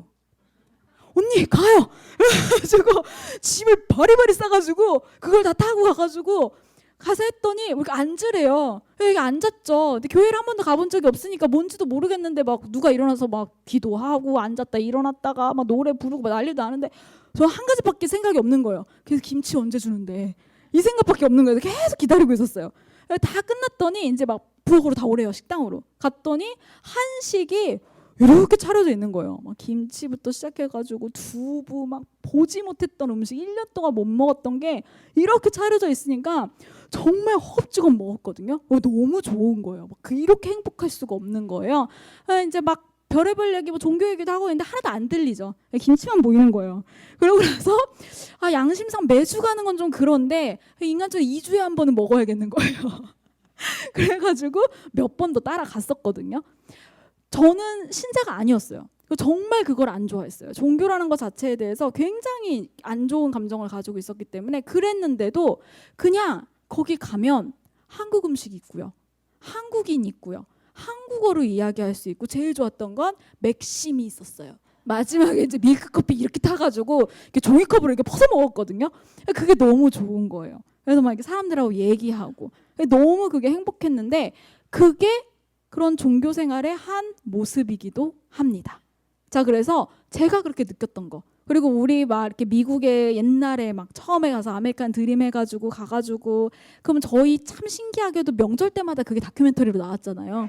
한국에서는 뭐 어떤 사람이었는데 미국 가가지고 빨래방을 했다더라. 이게 다큐멘터리로 나왔었잖아요. 분명히 옛날에는. 요즘 대학생들한테 이 얘기하면 대학생들 뒤로 넘어갑니다. 그런 걸 왜 보여줘요? 이렇게 이야기를 해요. 개인사라고 보는 거죠. 근데 저희는 그런 게 아니었잖아요. 그러니까 그런 것처럼 이 모슬림들도 한국에 오면 그냥 그게 그리운 거예요. 그래서 본인들이 뭉칠 수 있는 하나의 구심점이 되는 거죠. 자, 그러면 우리나라 입장에서는 이런 우리가 이제 다수인 입장에서 그리고 비무슬림 입장에서는 그렇게 무슬림들이 막 버글버글하게 외국인들이 이렇게 모여 있으면 어떤 느낌이세요? 괜찮으세요? 아니면 굳이 좀 그렇게 모여야 되나? 좀 싫은데? 좀 무서운데? 이런 느낌이 드세요? 좀 대부분 그렇게 무섭다라는 느낌이 드실 거예요. 저는 그 감정도 충분히 이해를 해요. 왜냐면 저는 되게 옛날부터 공부를 했지만 제가 그래서 항상 그런 느낌을 테스트할 때 제 동생을 써먹거든요. 제 동생은 전혀 그런 걸 몰라요. 동생한테 얘기를 했어요. 너 이렇게 무슬림들이 이렇게 모여가지고 예배하는 거 보면 뭐같이 느껴져? 그때 동생이 흑마술사? 이렇게 이야기를 하는 거예요. 모여서 이렇게 중얼중얼 거리고 좀 흑마술사 같아 이렇게 얘기를 하는 거예요. 와닿거든요. 그렇구나 이러면서 생각을 하는데 분명히 그렇게 느낄 수밖에 없어요. 자, 근데 다른 거를 이야기를 해드릴게요. 다른 면을. 진짜 나쁜 짓 하는 사람들은 숨어 있을까요? 양지에 있을까요? 숨어 있어요. 자, 그러면 건강한 사회는요. 모든 사회의 구성원들이 사회의 밝은 곳으로 나와서 소통하고 자신의 이야기를 전달하고 다른 사람의 이야기도 듣고 거기에서 절충을 찾고 이게 진짜 건강한 사회라고 저는 생각을 하거든요. 그리고 정말 나쁜 사람들은 숨어 있죠. 근데 또 이 나쁜 사람들을 솎아내기 위해서는 건강하고 밝은 사람들이 자기를 드러내고 이 사람들이 목소리를 낼 수 있어야 우리는 볼 수 없는 숨어있는 나쁜 사람들을 끄집어낼 수 있거든요. 알아낼 수 있는 거거든요. 그래서 외국에서는요. 이렇게 모스크를 점점 없애자 이게 아니라 이거를 더 양성화하자. 활성화하자. 이 모스크를 통해서 이 사람들 모임을 통해서 한국에 잘 정착하고 싶어하는 사람들을 통해서 소통하자로 태도가 바뀌고 있어요. 근데 이거는 우리나라에서도 너무너무 필요한 거예요. 자, 그리고 무섭다 하셨잖아요. 저도 똑같은 느낌이었어요. 저는 이제 뭐 아랍어도 좀 할 줄 알고 이슬람 문화도 잘 알고 그래서 사실은 어떤 모스크에 들어가도 그냥 자연스럽게 소통을 할 수 있는데 저도 얼마나 낯설었겠어요. 왜냐하면 보시면 알겠지만 20대에서 40대 남성분들 중심인데 막 지하에 있고요. 2, 3층 위에 있고요. 그럼 거기 가서 누구 있는지도 몰라요. 그냥 문 열고 들어가고 안녕하세요 하고 들어갔는데 그 안에 누가 있는지 어떻게 알아요? 사실은 되게 위험한 행동이었다고 이야기를 하더라고요. 그래서 그거 알게 된 요즘은 잘 안 합니다. 아는 데만 갑니다. 근데 예전에는 안 그랬거든요. 근데 너무 제가 이걸 할 수 있었던 것 중에 하나가 세 번째인가 딱 무살라를 찾아갔는데 거기가 이제 3층에 있었어요. 그래서 이렇게 올라가면서 이렇게 쓱 올라갔는데 그날이 토요일이어가지고 진짜 신자들이 거기 가득 있었어요. 인도네시아 쪽 모스크였는데 가가지고 저는 아무 생각 없이 그냥 뭐 한국어로 얘기하고 여기 한국 하시는 분 있으세요? 이래가지고 나와가지고 막 얘기를 하고 저 공부하는 사람인데 뭐 너무 궁금해서 찾아왔어요. 이러면서 이슬람 공부하는 사람입니다. 이러면서 얘기를 했더니 저는 몰랐어요. 몰랐는데 정신을 이렇게 문득 찾아보니 딱 들고 보니까 제 주변으로 한 2m로 이렇게 원이 생겨 있는 거예요. 이분들이 못 다가오는 거예요. 그리고 제가 이렇게 내려가려고 내려가다가 뭔가 기분이 이상해서 이렇게 맨 1층에 가지고 위를 이렇게 쳐다보니까 그 계단 사이사이에 이렇게 보이잖아요. 통로가. 거기에 그 무슬림들 얼굴이요. 이렇게 쭉쭉쭉쭉쭉 나와 있는 거예요. 그러니까 그분들은 제가 너무 궁금한 거예요. 도대체 저 여자 뭐지? 저 여자 뭔데 우리한테 와서 이렇게 해? 그리고 그분들의 얼굴에는 호기심 반 그리고 굉장히 신기하게도 두려움 반이었어요. 도대체 저 여자 뭐냐는 거예요. 왜 우리한테 갑자기 관심 갖냐는 거예요. 무섭다는 거예요. 그래서 저는 그래서 충격이었어요. 아니, 내가 무서워해야 될 것 같은데 왜 나를 무서워하지? 이런 생각이 드는 거예요. 그래서 그때 느꼈던 게 이게 감정이 굉장히 상대적이구나. 서로가 서로를 무서워하는구나. 이런 생각을 되게 많이 했거든요. 그래서 결국은 같이 살아가야 되는 존재인 거예요. 우리나라의 인구가 줄고 있죠. 그리고 가장 중요한 것 중에 하나가 저는 대학에 있으니까 대학은 이제 흔히 벚꽃 피는 순서대로 망한다라는 이야기가 있어요. 자, 그리고 지방에 있는 특히 외국인들 많이 받아들이는 대학 그 주변의 경찰분들하고 거기 대학 교수님들하고 이야기를 들어보면 그 외국인들이 다른 일하는 데로 이렇게 도망가거나 그러니까 우리가 미등록이라고 단어가 바뀌었는데요. 미등록 상태로 어디로 도망을 가려고 할 때 누가 제일 잘 잡을 것 같으세요? 이 미등록 분들을 이렇게 잡아와야 되는 분들이 있잖아요. 그럼 뭐 출입구? 경찰? 자, 제일 잘 잡는 분들은 대학 입학처장님들이라고 하세요. 농담 삼아서. 왜냐하면 이게 대학에 학생들이 할당이 돼요. 외국인 유학생들이. 근데 이 외국인 유학생들이 거주지를 벗어나면은요, 교육부가 그거를 인지하는 순간 대학에 페널티가 가요. 그래서 대학은 이 학생들에 대한 지위와 신분을 책임져야 되는 의무가 있어요. 그래서 제가 들었던 가장 재밌는 이야기였어요. 어디 이제 과에 학생 하나 없어졌다 그러면 입학처장님들이 그 주변 공단에 전화를 싹 돌리신대요. 누구 갔냐고. 왜 이렇게 잡으러 가신다고 이런 얘기를 들었거든요. 그래서 이럴 정도로 우리는 사람이 필요해요. 사람이 없어요. 사람이 있어야 우리가 진짜 70년대부터 정말 너무너무 힘겹게 만들어 온 이 산업을 유지를 하고 나라를 더 발전을 시킬 텐데 정말 미친 듯한 속도로 인구가 줄고 있거든요. 세계 그 어느 나라도 따라잡지 못하는 속도죠, 지금. 그래서 이 부분을 해결하기 위해서는 어쩔 수 없이 외국인이 들어오는 수밖에 없어요. 그리고 제일 좋은 건 그 외국인이 한국인하고 같이 잘 동화가 돼서 살면 제일 좋은 거예요. 그죠? 자, 그럼 이제 여기서 또 약간 고민이 생기실 거예요. 그럼 그 사람들은 한국인이냐는 거예요. 자, 얼마 전에 통계가 하나 나왔습니다. 한국인 여성이 가장 많이 결혼하는 외국인 남성, 국제 결혼이겠죠? 그 남성의 국가가 어디일 것 같으세요? 국적. 집에 갈래요. 보통은 미국이라고 하시거든요. 근데 맞습니다. 베트남입니다. 그게 한국인으로 귀화한 베트남 여성들이 다시 베트남 남성하고 결혼을 하기 때문에 현재 한국인 여성이 가장 많이 결혼을 하는 외국인 남성은 베트남 사람이에요. 그럼 또 이제 고민이 생기시죠. 그럼 도대체 한국인은 뭐야? 자, 마동석 아시죠? 제가 매번 이렇게 연예인 예를 들 때마다 좀 죄송스럽고 마음이 아픈데 뭐 어쩔 수가 없어요. 자, 마동석 국적이 어딘지 혹시 아세요? 미국인입니다. 자, 그리고 요즘에 그 이강인 응원하느냐고 되게 유명해진 그 옛날에 비정상회담 이런 데 나왔던 파비앙이라고 하는 프랑스인이 있어요.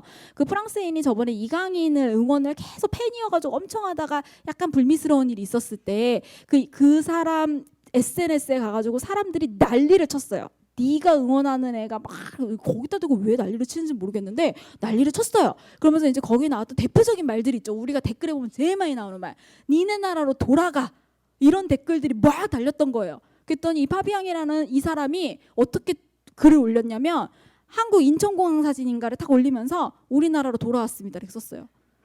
파비앙은 귀화자예요. 국적이 한국인이에요.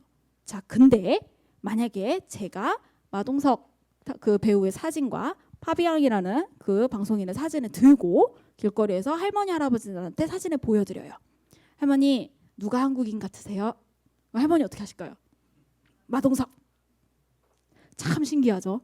그러니까 이게 이제 우리가 사는 세상에서는 국적이라는 개념, 우리나라 사람이라는 개념이 굉장히 많이 변화하고 있다는 뜻이거든요.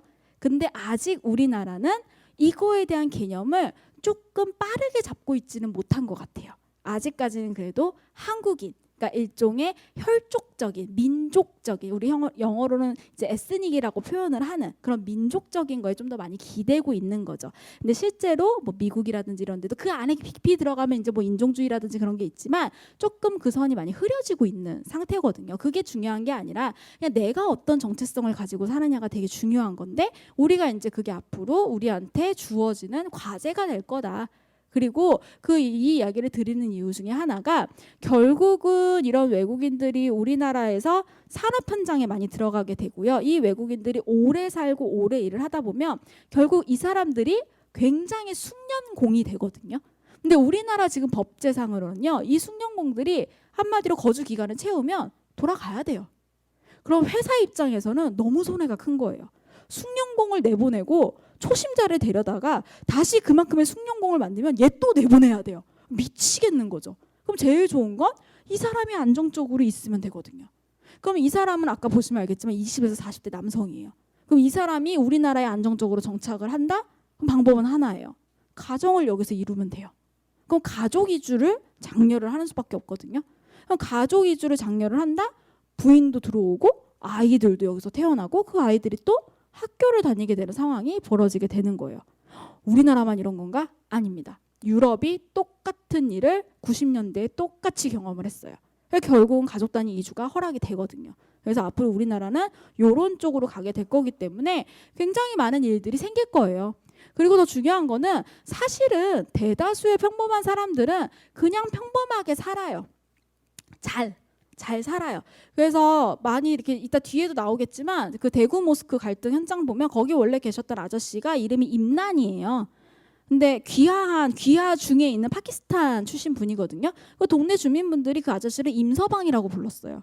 굳은 일을 그 아저씨가 다 했대요. 거기 이제 할머니 할아버지가 워낙 많이 살고 계셔서 이런 식이에요. 그냥 잘 살아요. 근데 우리는 잘 사는 건 얘기를 안 해요. 왜냐면 저는 안 되는데 뭔가 좀 문제 생긴 데 가가지고 그거를 파악해가지고 이거를 해결하고 조금 더 잘 살게 되는 법을 제시를 하는 거를 업으로 삼고 있기 때문에 우리는 꼭 문제를 찾아가거든요. 근데 사실은 대다수는 그냥 잘 살고 있다는 거예요. 그래서 그 부분을 조금 유념을 하시고 제가 지금부터 하는 얘기가 이게 100%의 얘기가 아니다. 아주 작은 어떻게 보면 굉장히 그 비율상으로는 적은데 그래도 이제 이런 일이 있었으니까 이거를 우리가 조금 더 잘 받아들여야 된다라는 측면에서 이거를 가지고 왔다라고 보시면 될 것 같습니다. 자, 그래서 어쨌든 우리나라는요. 1990년대부터 그 산업연수생도 원래 처음에는 그리고 이제 2004년부터 고용허가제로 바뀌게 돼요. 그래서 고용노동부가 주체가 돼가지고 외국인 노동자를 고용을 하게 됩니다. 정부가 직접 나서서 고용을 하고요. 정부가 그 계약이 맺어진 국가에 있는 우리나라 대사관에 인원수를 할당을 줘요. 그러면 각 대사관은 그거를 받아서 그 규정에 따라 한국어 자격 시험, 그다음에 기본 소양, 그다음에 이 사람의 학력, 기술 이런 거 다 체크해가지고 한국에 일할 수 있는 회사가 있는지 확인하고 요거를 결연을 맺어가지고 한국에 들어오게 합니다. 그러면 이 사람은 등록 외국인이 돼서 한국에서 일을 할 수 있게 되고요. 그렇게 해서 외국인이 보통 5년, 한 번 연장해서 10년 정도 한국에 머물 수 있게 됩니다.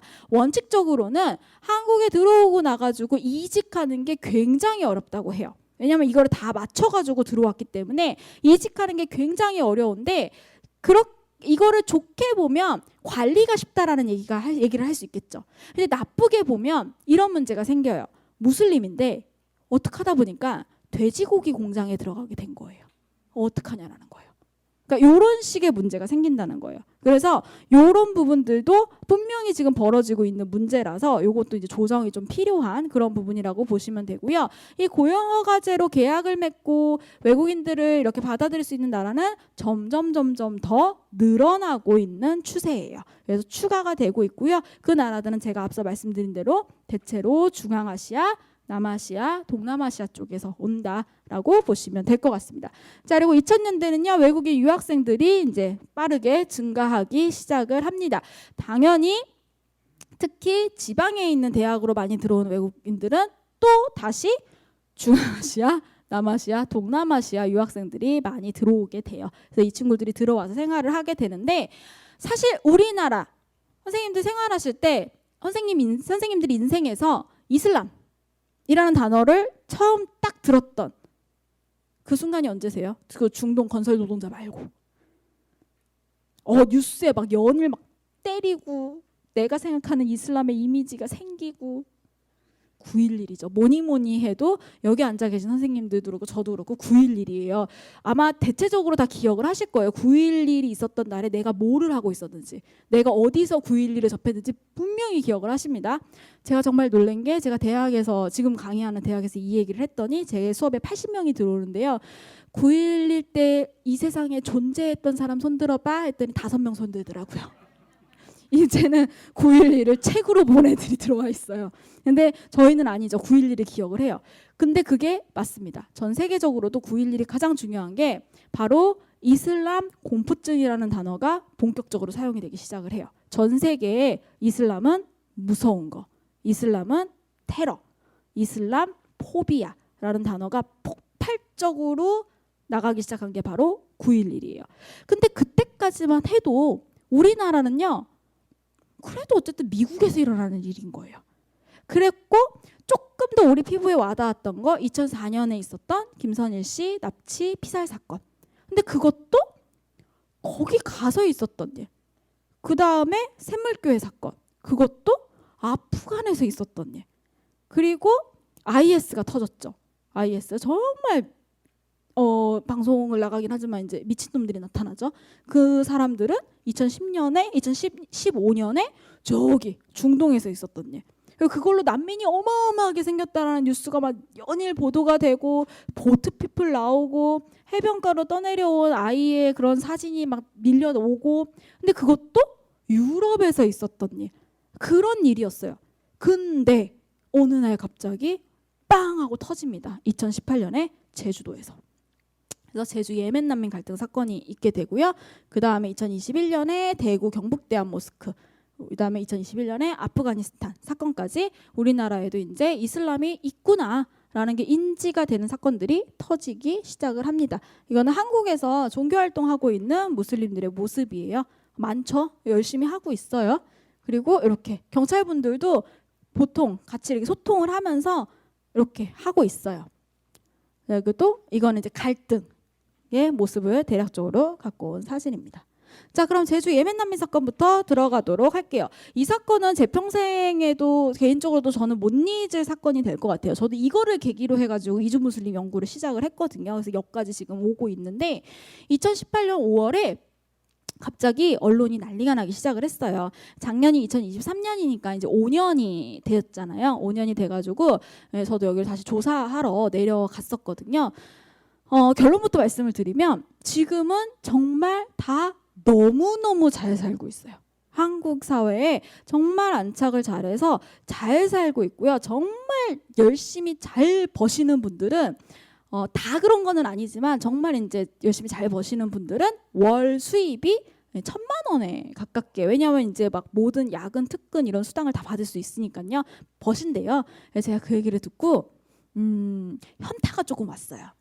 지금 내가 누가 누구를 조사하고 있는 거지? 이런 생각이 들면서 내가 조사할 게 지금 그게 아닌 것 같은데 이런 생각이 들면서 이런 고민을 조금 했었는데 어쨌든 결론적으로는 잘 살고 계세요. 근데 사실 들어왔을 때는 저 당시에는 그 청와대 국민청원이라는 게 있을 때였거든요. 무슬림 나가라, 난민법 없애라 라는 청원이 50만 명 서명이 기록이 될 정도였어요. 굉장히 배척을 한 상황이었어요. 우리나라 국민의 대부분은 난민법의 존재를 몰랐습니다. 몰랐고 제일 중요한 건 이 난민법을 제정한 사람들조차도, 연구자들의 그 연구에 따르면 제정한 사람들조차도 우리나라에 난민이 들어올 거라는 거는 생각을 못한 거죠. 자, 그리고 우리나라는요, 실제로는 난민 인정률이 세계적으로 낮습니다. 가장 낮아요. 우리나라에서 난민 인정받는 거 정말 힘들어요. 그래서 전 세계가 뭐라고 해요. 야, 니네 나라는 나라도 그렇게 잘 살면서 난민을 왜 안 받아? 라고 이야기를 해요. 그럼 우리는 정말 좋은 핑계가 있어요. 뭐라 그럴까요? 야, 우리는 머리에 이고 살잖아. 이렇게 얘기를 해요. 저 무너져가지고 다 내려오면 저 다 난민이야. 우리 어떡하라고. 우린 조절을 하고 있어야 돼. 이렇게 얘기를 해요. 그게 되게 이렇게 좋은 핑계이자 변명이 돼요. 그러니까 그렇게만 우리는 항상 이제 세터민 이렇게라고 생각하는 그분들만 생각하고 있다가 갑자기 중동에서 뜬금없이 무슬림들이 온 거예요. 그것도 건장한 남자들만. 그러니까 사회가 충격을 받죠. 게다가 이슬람이래요. 그래서 이때 당시에 굉장히 이제 문제가 됐었습니다. 문제가 됐던 거는 제주도가 당시 무비자 사증 제도를 운영을 하고 있었고 그 대상국에 예멘이 들어가 있었어요. 그래서 무슬림들이 처음부터 한국을 의도하고 들어왔던 건 아니에요. 나는 한국에 가야지 예멘 나오면서 그거는 아니었고요. 원래는 말레이시아에 정착을 하려고 했다가 말레이시아에서도 이들을 수용할 능력이 되지 않자 비자를 만료시켜 버립니다. 그러니까 이제 정말 예멘으로 돌아가거나 제3국을 찾아야 되는 상황이 됐던 거예요. 하필 그때 말레이시아하고 제주도 사이에 저가 항공 직항이 뚫립니다. 그러니까 이 친구들이 가질 수 있는 조건 중에 가장 좋은 게 생긴 거예요. 싸게 이동할 수 있게 된 거예요. 근데 무비자 사증이래요. 공항에 들어갈 수 있다는 거죠. 비자 없이. 비자를 받을 필요가 없는 거죠. 근데 심지어 난민법이 있대요. 그러니까 들어와서 출입국 무비자로 통과할 수 있는 나라니까 통과해서 출입국 사무소 가면은 난민 심사 받아서 한국에 들어올 수 있는 거예요. 그리고 그 심사자 명단에 들어가면 합법적으로 그 심사 기간 동안은 노동을 할 수 있는 권리가 주어집니다. 그러니까 당연히 이 소식은 빠르게 퍼졌겠죠.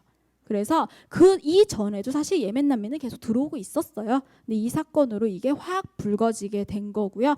굉장히 사회적으로 부침을 겪고 이슬라모포비아가 발달을 했고요. 가짜뉴스가 확산이 되면서 갈등이 많이 생겼어요. 자, 그리고 이런 슬로건이 나오게 됩니다. 국민이 먼저다. 근데 저희 조금 전에 이야기했었죠. 국민이 그럼 대체 뭐냐는 거죠. 이제는 그거를 또 고민을 할 때가 되었다라고 보시면 돼요. 그래서 결국은 이분들은요. 한국 정부가 그렇게 도움을 주지는 않아요. 한국 정부가 뭐 가가지고 엄청 막 많이 도와주고 지원금을 주고 이런 거 전혀 없었어요. 그냥 이렇게 잡해요. 일자리 박람회처럼 그냥 주변에 그 여수나 모포 이런 데서 기업들 싹 모아가지고 한 곳에 모아놓고 이력 맞는 애들 데리고 가라고 이렇게 해가지고 쫙 빠져나갑니다. 그래서 지금도 그 예멘 난민분들한테는요 제주도가 제2의 고향 같대요. 그래서 이렇게 밖에 나와서 일하시다가 힘들면은 제주도 가가지고 뭐 한 달 정도 이렇게 쉬고 다시 일자리 구해서 나오고 뭐 이렇게 되는 분들이 많고요. 아직까지 예멘의 상황이 해결이 된 게 아니기 때문에 이 사람들은 지금 예멘으로 돌아갈 수는 없습니다. 그래서 한국에 대체적으로 인도적 체류 자격으로 있어요. 이 자격은 그쪽의 상황이 해결이 되면 돌아가야 되는 거거든요. 돌아가지는 못하고 있고 굉장히 잘 생활을 하고 있기 때문에 또 거기서 이렇게 좀 비자를 해결할 수 있는 부분들이 있나 봐요. 그래서 이렇게 좀 완전한 정착을 꿈꾸시는 분들도 있고 다양한 삶의 모습으로 살고 있다라고 보시면 될 것 같습니다. 자, 그러고 나서 잠잠해졌었어요. 아무 일도 없었어요. 이슬람 관련된 거는 거의 들리지도 않았어요. 그러다가 2021년 2월에 대구 모스크 건립 갈등이 생깁니다. 저는 이분들을 2018년부터 알고 있었어요. 아까 그 예멘 때부터. 왜냐면 그때 처음 조사 들어가가지고 대구에서 만났거든요.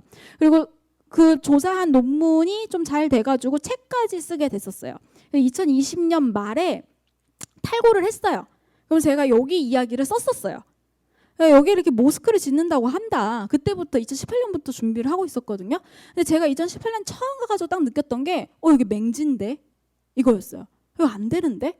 그래서 그걸 설명해 줄 수는 없으니까 그냥 이렇게 쓰면서 뭐 잘 되길 바란다 이렇게 하고 책을 끊었는데 12월에 갈 일이 있어서 다시 갔더니 웬걸 공사가 진행이 되는 거예요. 너무 잘 됐다라고 생각을 해서 집에 오자마자 출판사에 전화를 했어요. 원고를 좀 바꿔야 될 것 같다고. 그래서 뭐 알겠대요. 그래서 다시 썼어요. 잘 되고 있다. 이 친구들의 꿈이 이루어졌으면 좋겠다. 이렇게 하고 또 편안한 날들을 보내고 있었어요. 그러다가 2달이 지났던 시점에 핸드폰이 아침에 난리가 나는 거예요. 저는 이렇게 그거를 알림을 해놔가지고 기사가 계속 들어오거든요. 봤더니 갈등으로 공사가 중단된 거예요. 제가 제일 먼저 뭘 했을까요? 출판사에 전화를 했죠. 원고 좀 다시 고쳐야겠습니다. 전화를 해서 갈등이 생겼다. 이렇게 원고를 넘겼어요. 그리고 해결이 안 됐어요. 그래서 이게 넘어간 상태다라고 보시면 되는데 이게 문제가 되는 건 원래 잘 살았어요. 잘 살았는데 모스크를 그 동네에서 빌려서 운영할 땐 괜찮았는데 이거를 자기들이 짓겠다고 하니까 난리가 나기 시작을 하는 거예요. 여러 가지 문제가 있었을 거라고 추정이 가능합니다. 정말 종교적인 갈등일 수도 있는데 그거보다는 조금 더 경제적인 요소에 가깝다라고 보시는 게 맞을 것 같아요. 우리 한국인들의 굉장히 그 영리인이라고 하는 부분이 하나가 있죠. 집값. 그래서 이제 부동산 가격에 이게 영향을 줄 가능성이 굉장히 높아지면서 갈등이 조금 폭발적으로 나오게 되는데 이게 갈등이 폭발적으로 나오니까 당연히 온갖 집단이 다 붙습니다. 그래서 어느 정도 시간이 지나면 이게 무슬림과 주민 간의 갈등이 아니었어요. 우리 사회의 갈등이었어요. 그러다 이제는 이 부분들이 다 제거가 되고 다시 이제 무슬림과 주민 간의 갈등이 됐는데 안타깝게도 해결은 안 됐습니다. 근데 문제는 이게 지금 돼지 머리예요. 무슬림들 기분 나쁘라고 돼지 머리 갖다 놓은 거거든요. 이거는 사실 엄밀히 따지면은 우리나라에서는 그냥 어떻게 저러지? 근데 이게 외국에서 보면은 야 저거 철컹철컹 아니야? 이렇게 얘기를 해요. 굉장히 인종차별적인 부분이기 때문에 외국의 시선으로 볼 땐 굉장히 위험한 행동이거든요. 근데 우리나라는 아직 여기까지 못 갔죠, 인식이. 근데 문제가 됩니다. 저거를 치울 수 있는 방법이 없대요, 현행법상. 왜냐하면 저게 사유재산이거든요. 치울 수 있는 방법은 딱 하나가 있답니다. 저게 썩으면 돼요.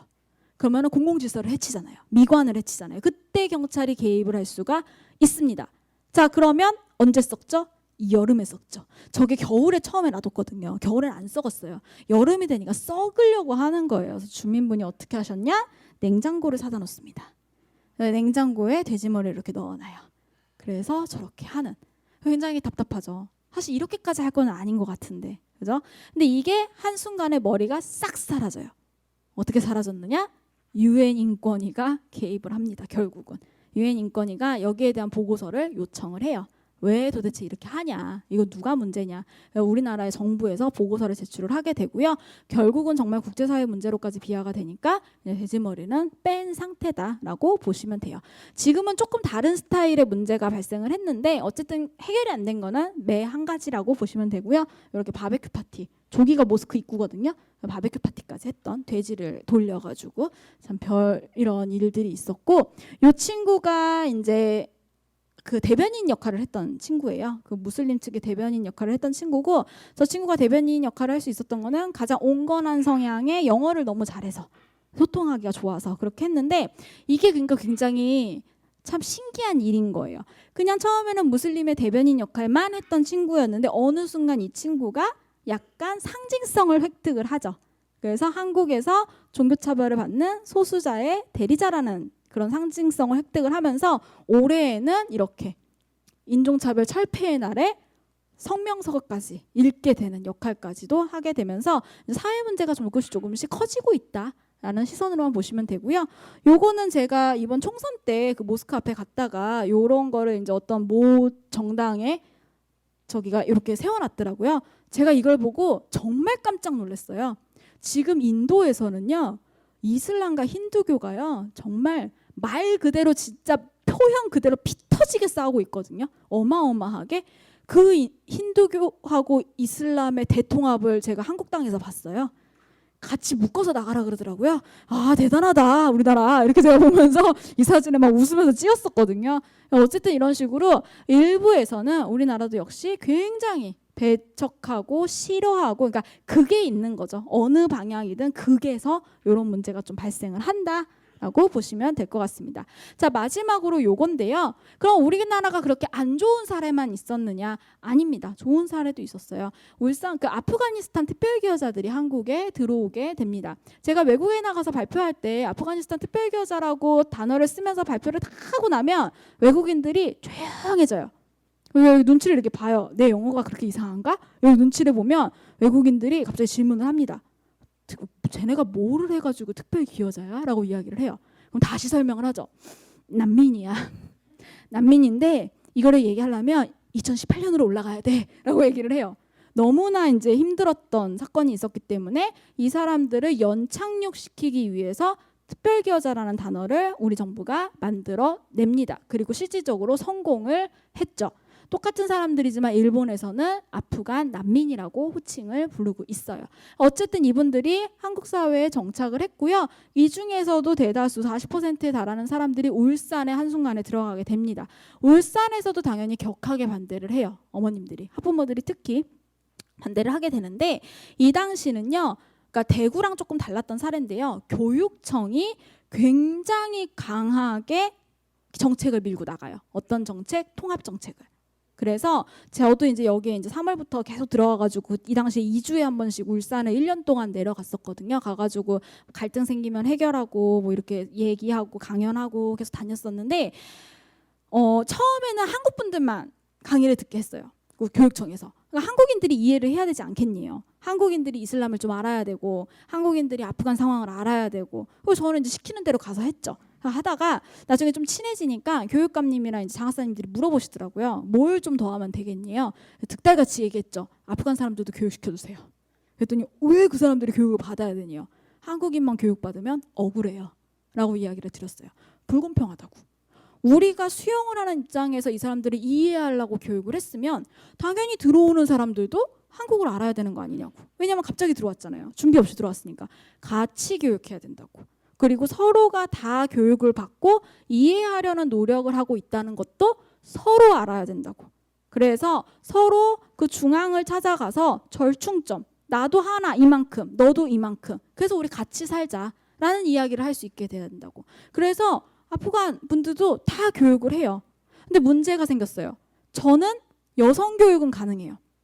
근데 이슬람 문화상 제가 아버님들 앞에서 100시간을 교육을 해도 제 말이 씨알도 안 먹혀요. 권위가 제가 약하거든요. 그분들에 비하면. 그래서 제가 어떻게 했느냐? 이분 많이 아실 것 같은데 박현도라는 교수님이 계세요. 요즘 TV에 많이 나오시는데 제 선생님이거든요. 많이 친한데 일단 질렀죠. 저 말고 박현도가 올 거예요. 이렇게 얘기를 하고 이름 다 걸어놓고 나중에 전화를 드렸어요. 좀 오셔야겠는데요. 그랬더니 야 내가 거기 어디라고 가? 그래서 방법이 없는데?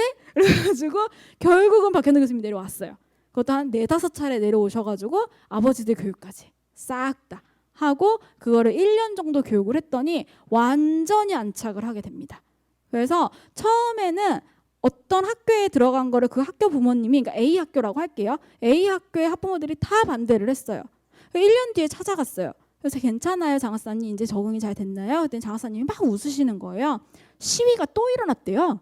무슨 시위야? 그랬더니 그 A라는 학교의 학군지가 한 아파트 단지가 이렇게 있는데 반을 잘라서 오른쪽은 A를 가고요. 왼쪽은 B를 가야 됐대요. 근데 작년에는 A로 왜 다 들어오냐 이래가지고 우리 A 못 간다. 다 빼라. 이렇게 해가지고 시위가 벌어졌는데 1년 딱 지나니까 이번에는요. 왼쪽에 있는 학부모들이 우리도 A 보내달라. 왜 같은 아파트인데 못 가게 하냐 이러면서 시위가 벌어졌다는 거예요. 그 원동력은 A라는 학교에 적응을 시키고 학부모님들을 설득하기 위해서 예산이 엄청나게 투입이 됩니다. 그래서 이 학교에 여러 가지 시설이 정비가 되고요. 이 학교가 특별학교로 지정이 되고 연구 사업도 많이 시도가 되고 학교 환경이 전반적으로 너무 좋아진 거예요. 그러니까 이제는 여기를 가고 싶어 하는 거예요. 외국인은 더 이상 눈에 안 보이는 거예요. 오히려 좋은 거죠. 내 애가 외국인이랑 이렇게 되는 거예요. 그래서 좋은 사례예요. 사실 정말 잘 된 거고요. 그 중간중간 저희가 했던 모든 교육이나 이런 거는 다 정리해가지고 지금 다 공유하고 있거든요. 근데 여기도 사실은 문제가 하나 있습니다. 제가 아까 예산이 어마어마하게 들어갔다고 했잖아요. 그러면 이렇게 하려면 외국인이 올 때마다 이런 일이 벌어질 때마다 그 예산을 써야 된다는 얘기인데 그럴 수 없죠. 절대 그럴 수 없습니다. 왜냐하면 그건 불가능해요. 그렇잖아요. 그래서 중요한 거는 저희가 이런 여러 가지 사례들을 이제 나왔잖아요. 이런 사례들을 바탕으로 여러 가지 나라의 시스템을 정비를 하고 체계를 만들어서 이분들을 그러니까 이렇게 최소 비용으로 가장 잘 적응을 하실 수 있게 이렇게 유도하는 시스템적인 차원의 마련이 필요한 상황이다라고 보시면 될 것 같습니다. 자, 여기까지가 제가 준비한 모든 자료의 마지막이고요. 질문 받아보도록 하겠습니다.